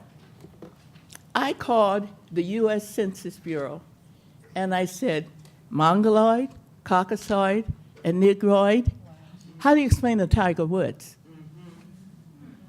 How do you explain, what do you mark for a Tiger Woods? So I said, would you come out here? And she did. And I said, you know, we're all born in America, but our genes are from different places. So why can't we be called African American, Hispanic American, Japanese American? And that's what you find. And then there are others. That's what you'll find. So we stand on the shoulders of our ancestors, and we have an obligation to lift as we climb. Madam. So Karen Bass is sitting in my seat, and one of my staff people is sitting in my seat in the Senate, and I was the first black. They said they didn't want me there, but I got there. So I just want you to know, never stoop, hold your head high, because you are descendants. Most of the people from Queens and the men from Kings, okay? And my assistant, just know who you are. And all of you find out where you came from on the continent of Africa. All right. And I just have to say that I can't resist this. I found out from the Mormon temple that I was Scotch-Irish. Now look at me. So there's a college here. It is in Washington, D.C., in the district, that decided they were going to find out where we were from on the continent of Africa. So they sent us a kit, and you take your saliva, you put it in the... I found out that my genes were from the Central Republic of Africa. We have invited the ambassador from the Central Republic of Africa here to the Black Caucus. I don't know if he's going to get here, but he entertained Aniva, who was in Nigeria for 10 years, myself, and Stephanie, stand up. Stephanie Grayson. And Stephanie, stand up. Okay. Because she helped me and went with me to Nigeria, to where my roots were from, and we met the ambassador to the U.S. from the Central Republic of Africa. And now she's looking up to find out who she is and where she's going. And you can tell I wasn't Scotch-Irish, but I found out that I was a proud descendant of a king of Africa, and so are you.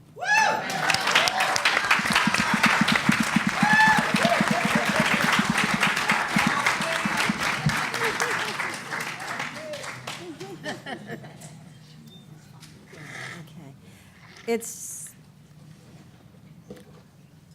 a great, great segue, and I want to thank the former Congresswoman for being with us, and to celebrate the fact that we do stand on her shoulders. I want to ask real quick, how many of you all have actually done your DNA and done your African ancestry? Okay, all right. Who's in the house?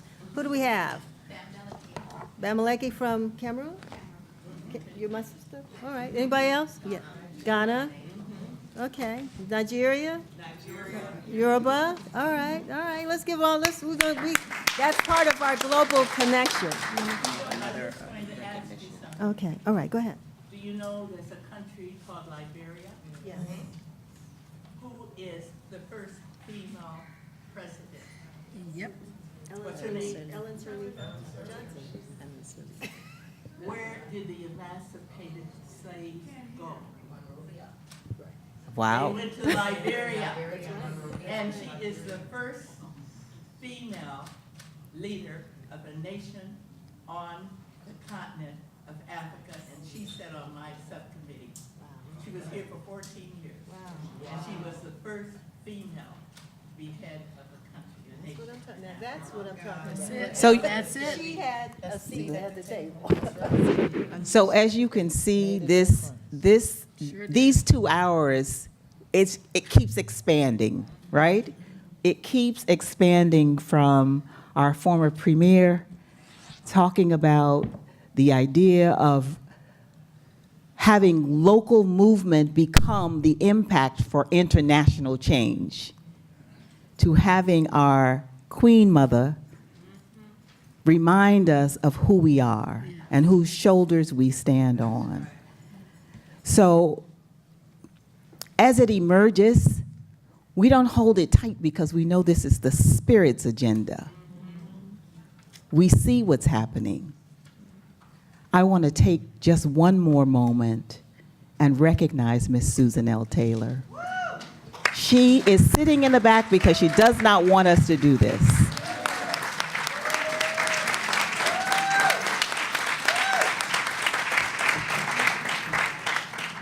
There is no way, just as we talked about our Queen Mother, there is no way. This is the example, right? This is the example. This is the model. Susan Taylor is an icon. Even if we don't know her name, we know the lady who had the braids, right? Even if we don't know her name, we know about Essence. Essence, Susan, same thing, right? We know that. There is no way as Black women we should have a moment ever when we see right in front of us our history, our greatness, the who we are, and we don't acknowledge it. No way ever. And those who are close to me, you know, no way ever. We're doing better, but there's so much more we can do. Yep. Don't fix your lips to bring down another Black woman. Don't you do it. Don't do it. We talked this morning about how funny the thing could look sometimes, right? It looks funny. It may even feel funny. But if we really take our times and dig down deep, we know it's really not, and we can change the way it feels and look. We can change it. So this moment that emerged when you walked in filled my heart. Diane Watson really showed us how to transfer political power. We are in a moment in our history where we have to get Black women in seats. City council you talked about. Yeah. I'm gonna start with the PTA. Yeah, that's it. We have to go to our children's schools. That's it. Do you know that they have, the average middle school have their meetings at 1 o'clock after lunchtime, when most of us are at work? Yep. I'm saying your sick days, save them. So when you hear that your child's school is having a PTA, your grandchild's school, your neighbor's child, whose mother might be incarcerated, someone needs to show up at the PTA meeting on behalf of those children. That's right. Someone needs to do it. If not you and me, who else will do it? That's it. That's the global work. It starts locally. So I just say, I know that I've interrupted you twice already now, but not really, because this is really about how Spirit directs us. And so at this point, I know that we're going to introduce our responders, 3 incredible women, right? 3 incredible women who you see in your programs, who each have their own story. They may as well, they're an extension of this panel. And I want them each to come up and give you a little bit about what this day means and some of what we heard, and begin the opening of the questions from you. Let's thank the panel. You're not finished yet. You're not finished yet. Let's thank them for what they've already given and what they're going to give. So I'll invite Dr. Avis up first.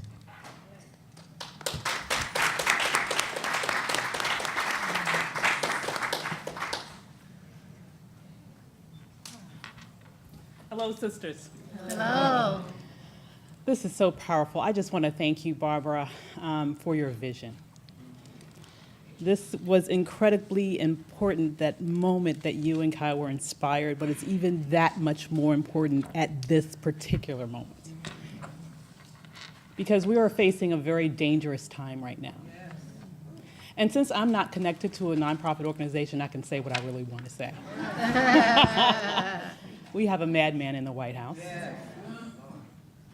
We have someone who is spreading a very dangerous ideology when he talks about America first. It's dangerous.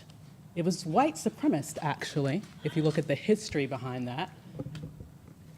And this is precisely why this organization right now is critical. Because we need to lead, as we always have.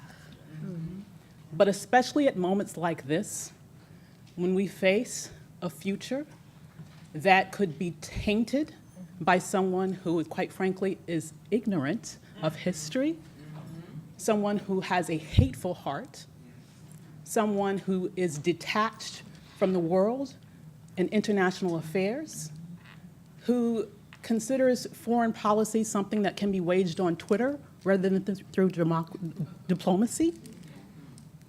It's a dangerous moment. And so I'm happy to see my sisters here saying that at this moment, we are not going to run and hide. We're not going to retreat. We're not going to wither. We're going to stand up with steel in our spines, and we're going to do what needs to be done to make sure that we can continue to carry that torch forward. We can continue to lead in the same vein that Dr. Haidt taught us so well many years ago. We can continue to do that. And you're exactly right when you say that we are all cousins. Exactly right. The only thing that separates us is the ocean and languages, but we are all from the same people. And the sooner that we get that and we live that, and the way that you are living that through this organization, the better off we will all be. So I just want to take this moment to thank each and every one of you for what you're doing. I want to echo Barbara's refrain for membership within this organization, because we are stronger together when we act as one. And if there was ever a moment for us to come together and to fight back and to lead in the face of challenges, that moment is now. You know, my favorite phrase right now is listen to Black women. We always right, y'all, okay? I'm just gonna put it out there. We always right, you know? But especially right now, it's time for us to lead, and I'm so proud of each and every one of you because I know that's exactly what you're doing. Thank you so much.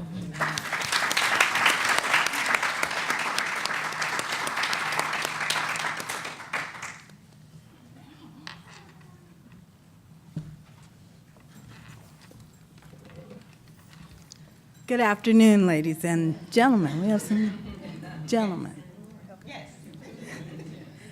Yeah, thank you for having me. I want to thank you, Barbara Perkins. I want to be honest and say I read the invitation. I was like, oh, yeah, that's nice. I'll go. And then I said, oh, my God, she's inviting me to participate. And so I really want to thank you for that. It brings me great honor to even stand and speak with women that are so strong and powerful, not only in the United States, but across the world. And so what I did was took some notes, because I work every day and I take notes all the time, so I won't forget anything. And so what I learned here, I'm Heather Hutt. I have the honor and privilege to serve as Senator Kamala Harris's Southern California Deputy State Director. And so we're new. And we're doing what the poet said. We're pushing, and she's fighting every day. And I'm really proud to work for her. One of the things that she reminds us is that in a convening like this is when we lift up sisters, and in that lift we build leaders. And in building those leaders, we save our children. And that's what this is all about. And this is your leadership, and Dorothy Haidt's leadership, and my mama's leadership. Yeah. Some of the things that I think were critical that came out today was one of the questions that you asked, Dr. Walker-Smith, was, do you have faith? And I know I have faith in so many ways, and I use it all day long. My faith is in my prayer. Lord, don't let me kill him. God, please tell me Trump isn't saying what he's supposed to be saying. Like, is Sessions for real? I need you to reveal that to me. So I use my faith in so many different ways, and then, and we get the truth out of that. I use it while driving, like, in my road rage, I can't even use those words. So when you ask the question, do we have faith? That we have faith that we can walk down the street and maintain our decorum and not go to jail. You got a wonderful sense of humor. Right? So, and then you talk about hope, and so we live in hope every day as people of color, that we hope we don't get caught up in something that we shouldn't be caught up in, or that they don't mistake our intention.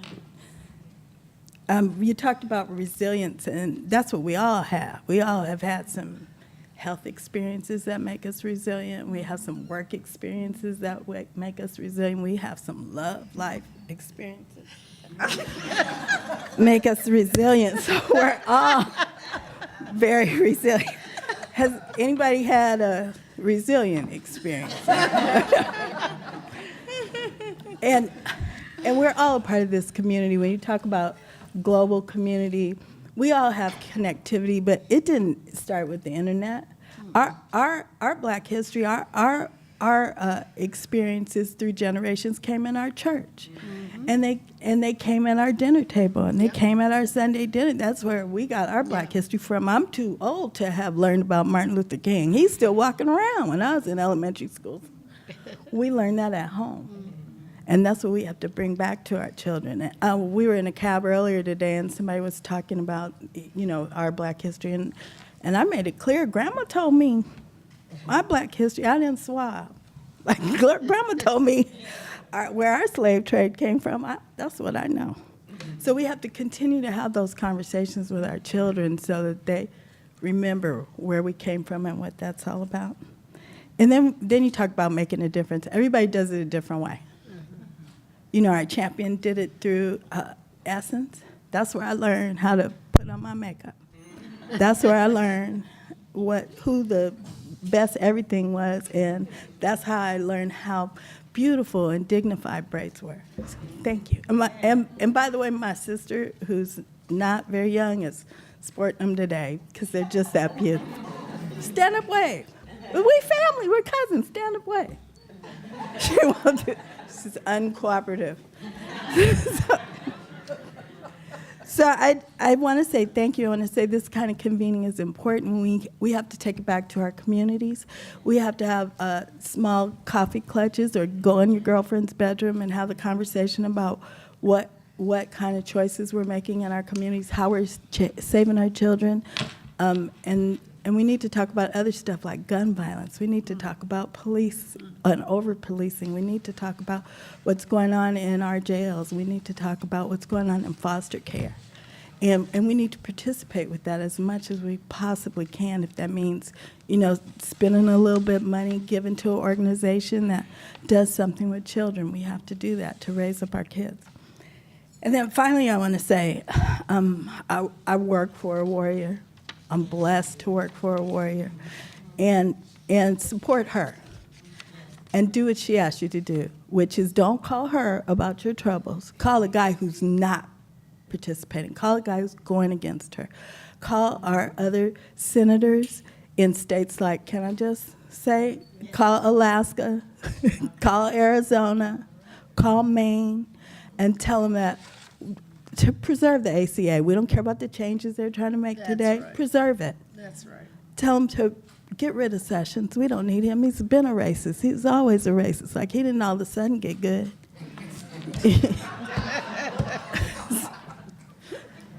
And I guess I said I could talk forever. I didn't even know I could talk forever. I normally don't. I'm normally passing some notes. Thank you very much. Thank you.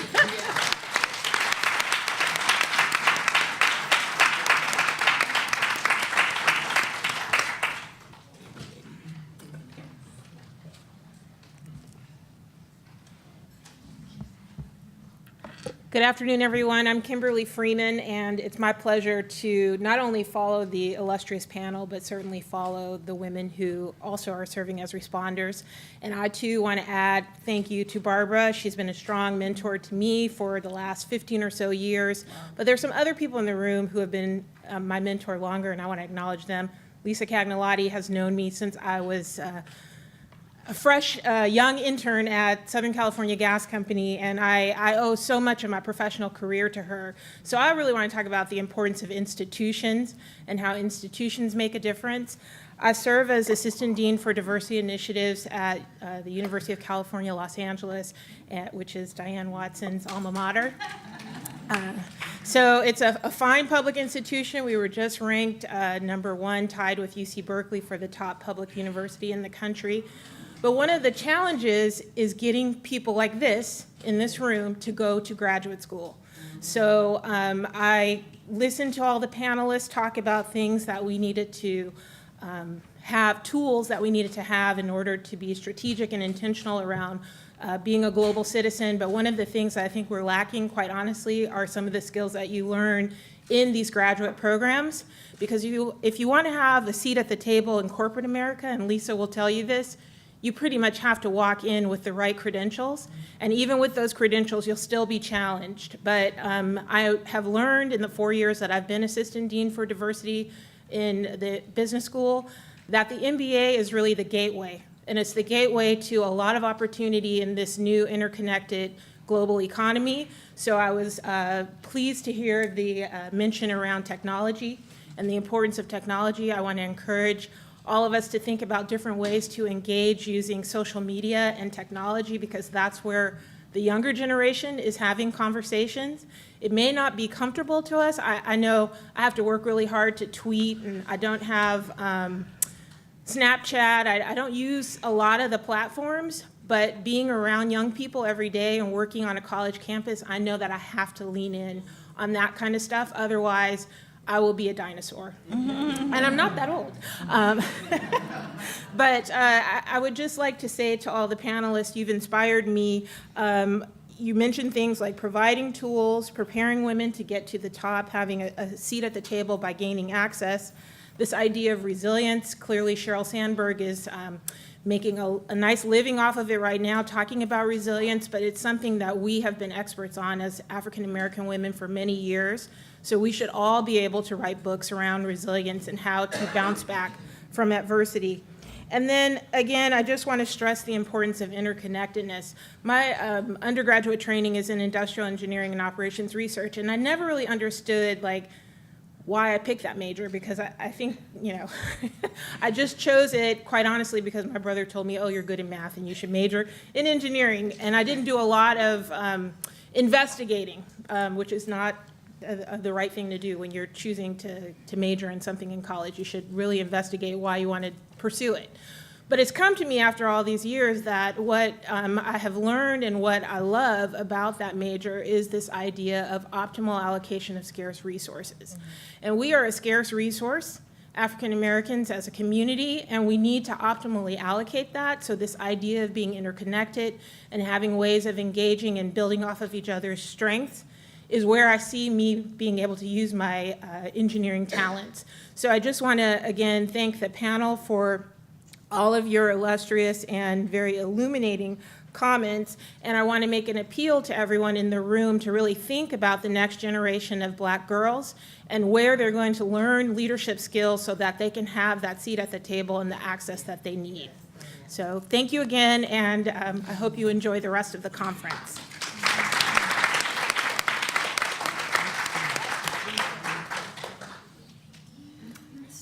Thank you very much, responders. I saw them sitting there for a while with their pens and paper, and then all of a sudden they just folded their arms and just sat back and listened. So, but they were consuming the conversation, and I really appreciated the responses. And now well, I'd like to get a time check first, just to see how much time we have, because I'm sure.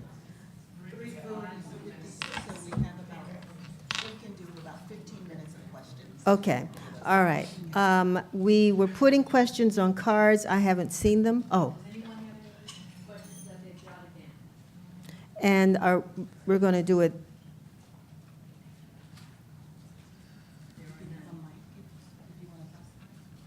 Yeah, we'll open it up. And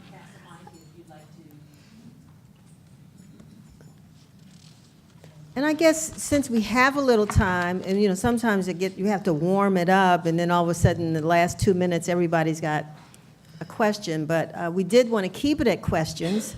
But since we have a little time, if it's only a few of us, then maybe we can have not the I have a dream speech or anything like that. We just really short comments and then a question. Oh, okay, we'll start here. And please identify yourself and where are you from?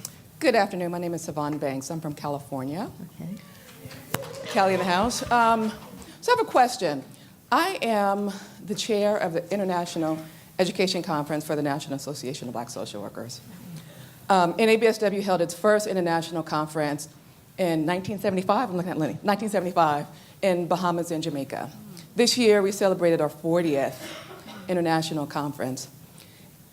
As the chair, I've gone over somewhere in the diaspora, and I always feel like a voyeur, like I want to do more, because we go for a conference, 10 days, we have a fantastic time, we meet our families, brothers, sisters, cousins, leave donations, leave money, and then we go home. And I always feel like I want to do more, and so I've talked with some folks about doing a student exchange. I work at a small college, public college in California in Central Valley. Doing a student exchange. I want to do something in India with a former student, and the barrier I keep coming up against is money, finances. How do I get even a little bit of money, $10,000 to do something to help someone in the international world?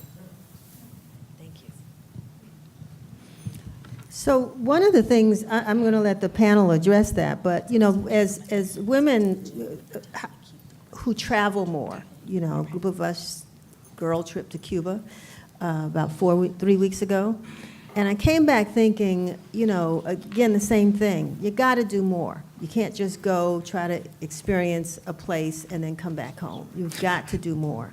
You got to take more. Pack less of what you need and take more of what other people need. And there are a group of us, we call ourselves Cam Americans. The first year was 30-some of us that went to Cameroon. The second year was 82 that went home. And on that trip was identified for us a school, 1, and a orphanage, 2. We all were required, we self-required, to take things, school supplies to the orphanage, and school supplies to the school, just to go visit, leave something. Money's good, but to leave resources. So anyway, that's sort of the mission that now we have created on our trip. And I'm very happy to see so many women organizations who travel globally, And so anyway, anybody else want to offer a suggestion? I'm going to try and answer the question, and I'm going to try and be brief, but I am going to go a little circular. Issue of globalization. When former Congresswoman Diane Watson walked in the room, I thought, that's it in terms of globalization. Because, as you know, I'm from Bermuda. The PLP government became the government in 1998. Congressman Watson was a friend of Bermuda, and that preceded and predated the 1998 government change. Government since changed, but we won't focus on that because it's changed back. But in any event, you know what Congresswoman Diane Watson did? She had a passion for education. She also, coming from California, and as you've heard about some of the top-notch public universities, she met some of the politicos in Bermuda and knew that there was a concern about technology, education, and how we could help raise the bar for our children, our students. This is what you call, there are people in the room here where you can forge some serious connections that go global. She used her contacts. There were educators, brilliant young people in the US, and they came, and what you had was the BTEC initiative in Bermuda, Bermuda Technology Initiative. And so you had young people who hadn't been exposed, some of them from distressed communities, some not from not so distressed communities. But what happens, they were sitting in the room learning about doing, avant-garde, first world stuff. And they were excited and exposed. And talking about funding and financing, when you have somebody with influence, that gets people's attention. So you had businessmen from the international business community representing insurance, reinsurance, whatever, who were prepared to come to the table and put some dollars in the pot. And it came out of a global initiative, a woman's idea who wanted not just to make a difference in her community, but she's gone global. So that's part of what we're talking about in terms of globalization. People who can make an impact that is not limited by geographic barriers. And as they say, all serious daring starts from within. And that is a woman who I have tremendous appreciation for, and I'm going to claim her as an American Bermudian, and we love her there too. I want to also say something to the young lady who asked the question. She's talking somewhere. May I ask you a question? How many friends do you have? What do you call a few? Tell me. Associates? Okay, so let's look at it this way. You want to raise funds because you realize there's a need, and you want to fill that need. If you ask every one of your friends to forego lunch for one day, or to give $5, $10, you know how much money you can raise? Even if you said to your friends, okay, let's all agree that we won't buy a new bag this month, that we're gonna contribute. You see, that's how you raise money. That's how I raise money.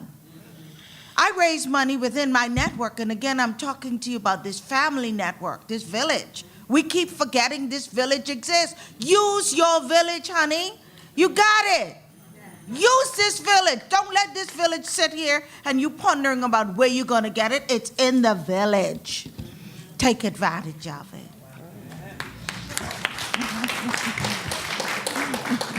Thank you, my brother, for representing. No problem. Thank you. My name is Ryan Brown. I am a consultant in community organizing and coalition building.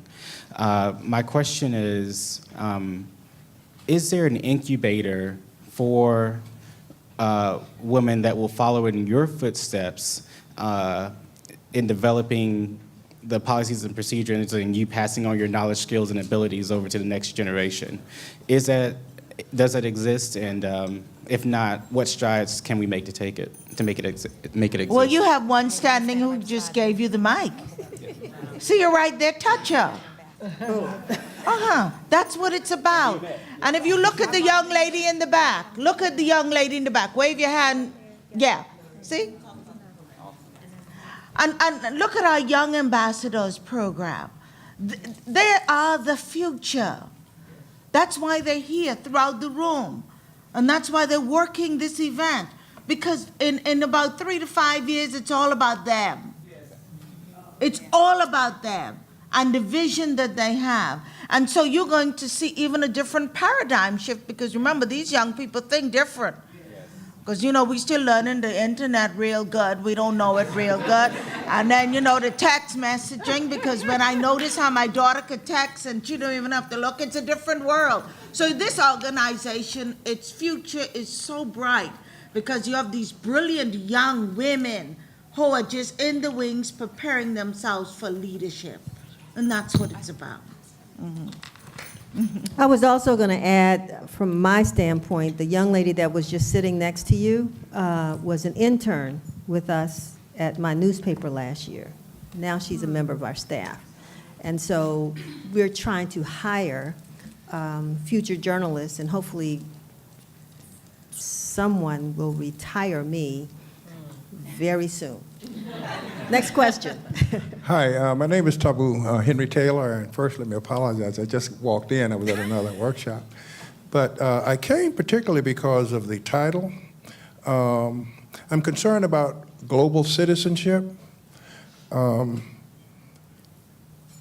It's a concept I can agree with global, but global citizenship I don't understand because I'm concerned about losing my sovereignty as a national here in this country, and I think it's something that, I don't know if you all discussed it, but the question I would have relative to global citizenship is who enforces your law? What rights do you have? That's like human rights, that's soft law. Constitutional law is hard law, it's enforceable. So I am just cautious of being a global citizen. I don't know, maybe I'm misunderstanding the concept, and maybe someone can help me with that. Well, I'm glad you came to get the answer to that question, because I had to go through that taboo myself this morning, just understanding, or over the last few weeks, trying to understand global citizen, but it became very clear to me, when I just thought about it. But I'm going to ask, I think Paulette, is there someone else? Paulette gave us a definition of global citizenship, and we'll start with that. The United States of America is a melting pot of cultures and peoples. This is a global village right here, sitting in this room. If you ask everybody in this room, they all come from different places around this great world. That's what global citizenry is about. Global citizenry is not about coming to take your rights. They're not interested in that. But realizing that the world is bigger than America. And often Americans think it's all about them, but it ain't. There's a big village out here. And that's what we're talking about, being a global citizen, thinking different.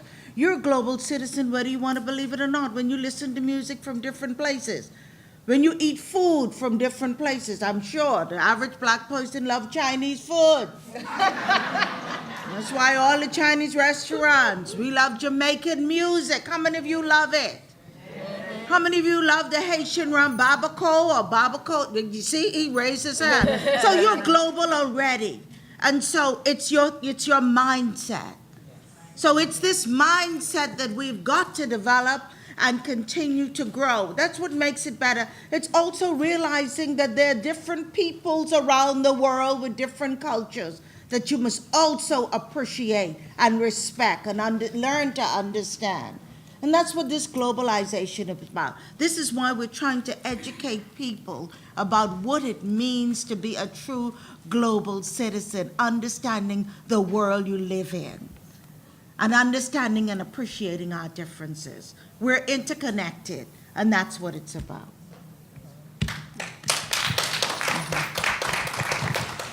Good afternoon. I just wanted to say, first of all, thank you, Barbara, for being the queen that you've always been and the leader that you've always been for all of us. Thank you very much.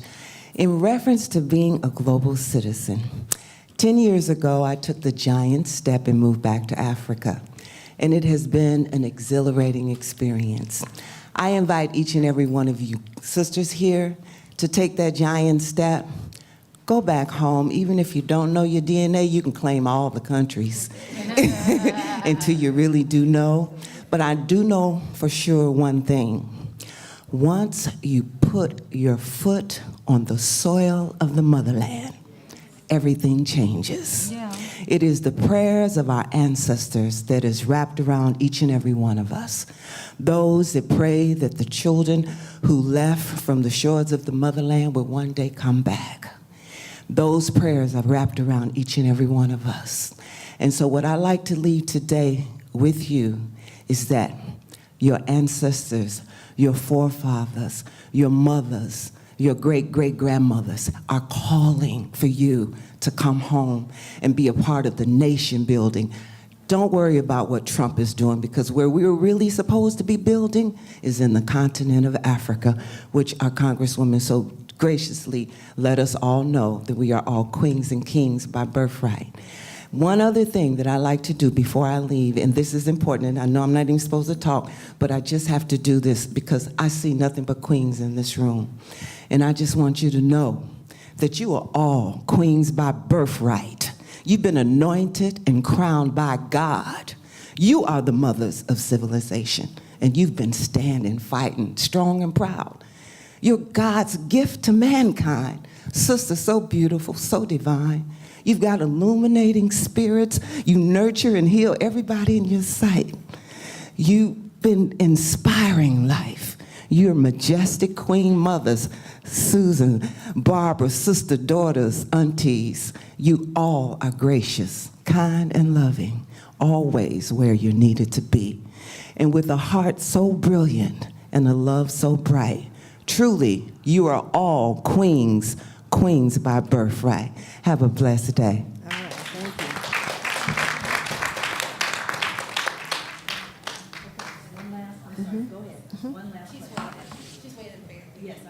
Okay, hi, I'm Taylor Nicholas. I'm a legal communications major, political science minor from Kansas City, Missouri, and I go to Howard. And yeah, and I'm her niece.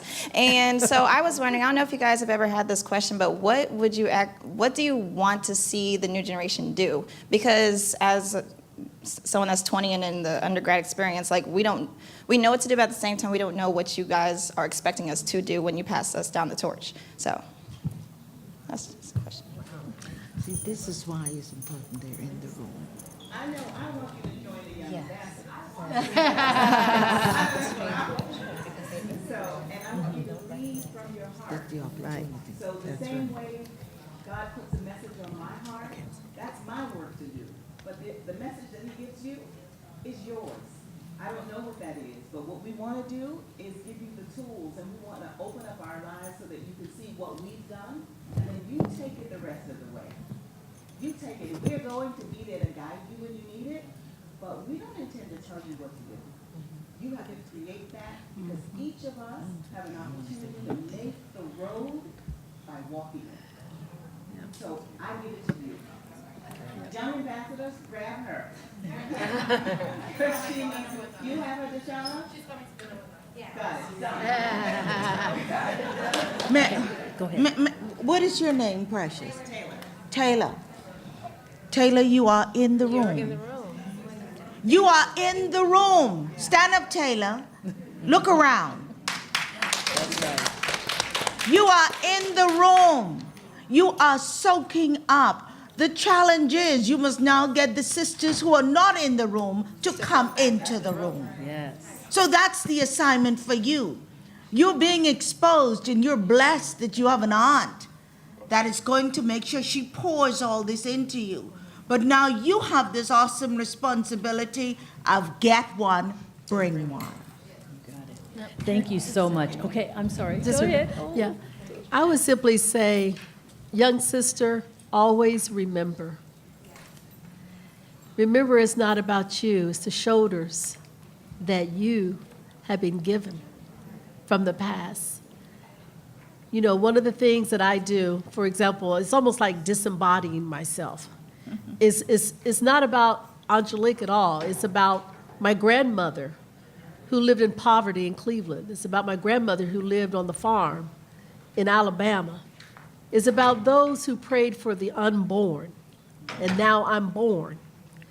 So I would just encourage you to always remember, the Jewish people really get that. Yeah, they do. They don't forget. And I would just say to young folk, don't forget.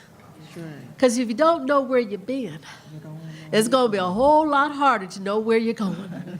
So keep company with the elders, and also keep company with the young minds. And maybe today that interconnectedness will take us where we need to be. Okay, thank you. Are they fabulous? Join me in thanking this wonderful panel. Thank you so much. Awesome. And Denise, thank you for being so gracious. The bio I read was from 2013. I am so sorry. And you were just gracious. Barbara, take us home. So as we close, we want to say thank you to the panel with a little gift and our responders. And if it's not imposing, Ms. Taylor, if it's not imposing on you, can I ask you to come up for a moment? And Dr. Height would always say, we don't fall out as black women, we end. So just sit with us for a moment. It's just like being in church, we right at the end. Isn't that nice? And so we're going to end, but I want to ask you to say a few words.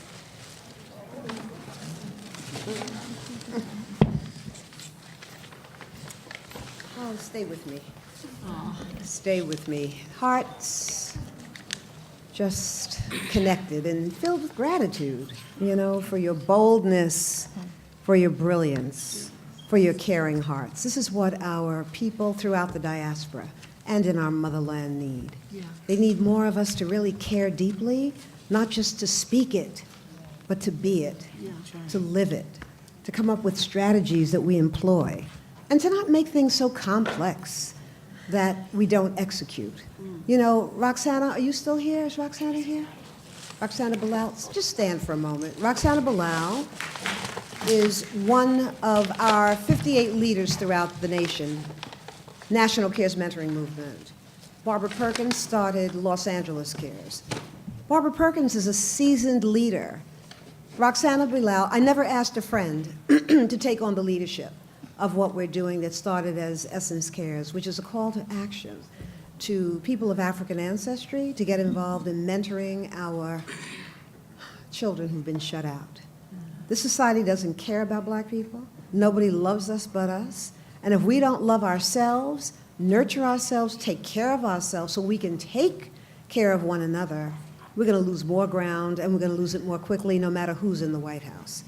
Roxana Bilal stepped forward and said, I've never led anything, but I can tell you there's a crisis in this community, in our community, everywhere in this nation, and I'm going to take on Washington, D.C. And there is no leader in our organization who is more effective than Roxana Bilal because of a heart that cares, because of an ego that doesn't need to be out front. We have to really retire these egos. We can't want to be in the light. Not everybody needs to stand in the light. You can lead from the last row, in the back of the auditorium. It's what's in your heart. Are you being strategic? And finally, I want to say to all of us, I think the most important time, and my husband will tell you, Kefra, just wave your hands so people can see. Somebody called me a cougar today. This is so interesting, because Kefra's, that's a whole other story. But he's 5 years younger than me, but people never, said, brother said, yo, you're a cougar when I pointed him out. My sweetie. But quiet time. Kefra will tell you, I don't get out of my bed without taking that moment to meditate. The wisdom we need, the strategies we need, they lay within us. Yeah, true. Aneva left, but what she said is that the Holy Spirit made us that way. We have everything we need. Yeah. We have more than we need. We don't even use what we have. True. We're so busy doubting and fearing and thinking I'm too fat, I'm too dark, I'm too light, my hair, all these things are wrong. And those things, what we believe on the negative side, really eat away. They eat away at our spirit and our capacity. They make us ill. Yep. We are human and divine. And we are the healers and the teachers, first women. We have to own that every day. And in the quiet time, those truths come to us. Those truths come to us. So, it's a real simple thing. In the morning, before you get up, just lay there.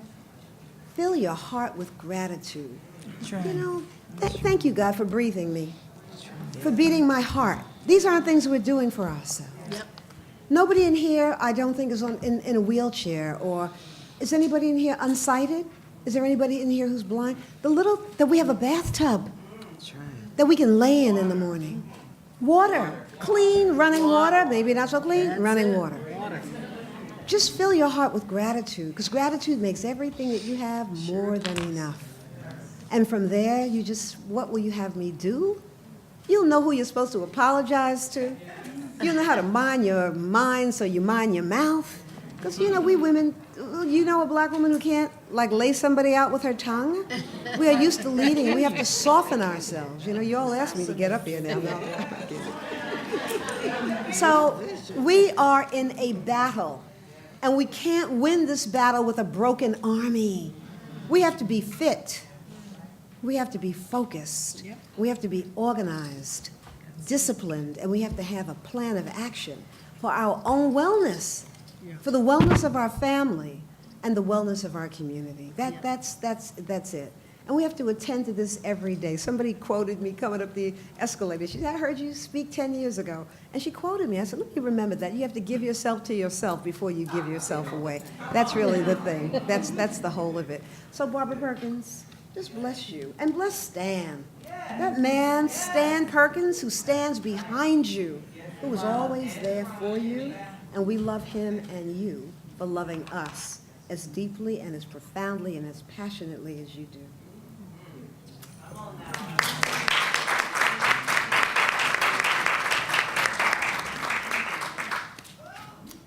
So with that, we're at the end. Please join us. You have your cards. We're collecting them. Our young ambassadors are collecting them today. So would you please fill out your cards? We want to be in touch with you. This has been remarkable. I can't thank you enough for flying in, for sticking around, changing your schedules. Denise, for, I know where you're supposed to be right now, but you're here with us. To our responders who flew in, Kim and Heather, thank you. To the board who makes this so wonderful, Lisa Cagnalotti, for tracking this for the last 6 months and making sure we were on point. For those of you who found us, even though they said we were in room 206, but we ended up way down here on the other side, thank you for finding us. To everyone who is in this room, I hope there was something for you. Whatever that something is, big or small, please take it out. Don't keep this a secret. It's not a secret. For my sister, McGee, who flew in from Chicago just for this. Wow. Just for this. We just met in Atlanta. Wow. Not even 6 weeks ago, who joined as a corporate member and an individual member, and then flew here to be here with us. Thank you, thank you, thank you. I cannot thank you all enough, collectively and then individually. I really thank you. And last but not least, I'm going to ask Tammy to come up. I know we're at the CBC. I understand exactly where we are. But the poet who opened this session, I'm going to ask her to close us in any way that she feels, whether it's a prayer or whether it's poetry, whatever she decides, I want her to close us. Thank you all. I love you and God bless you.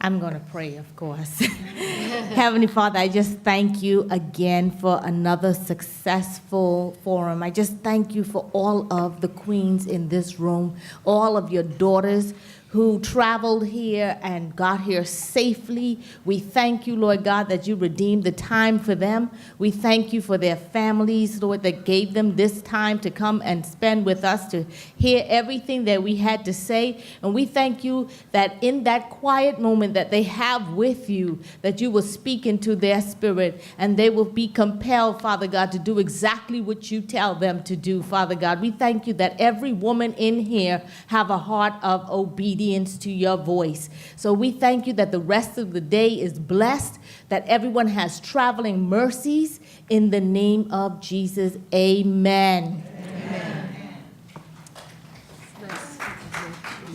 Thank you. I want to take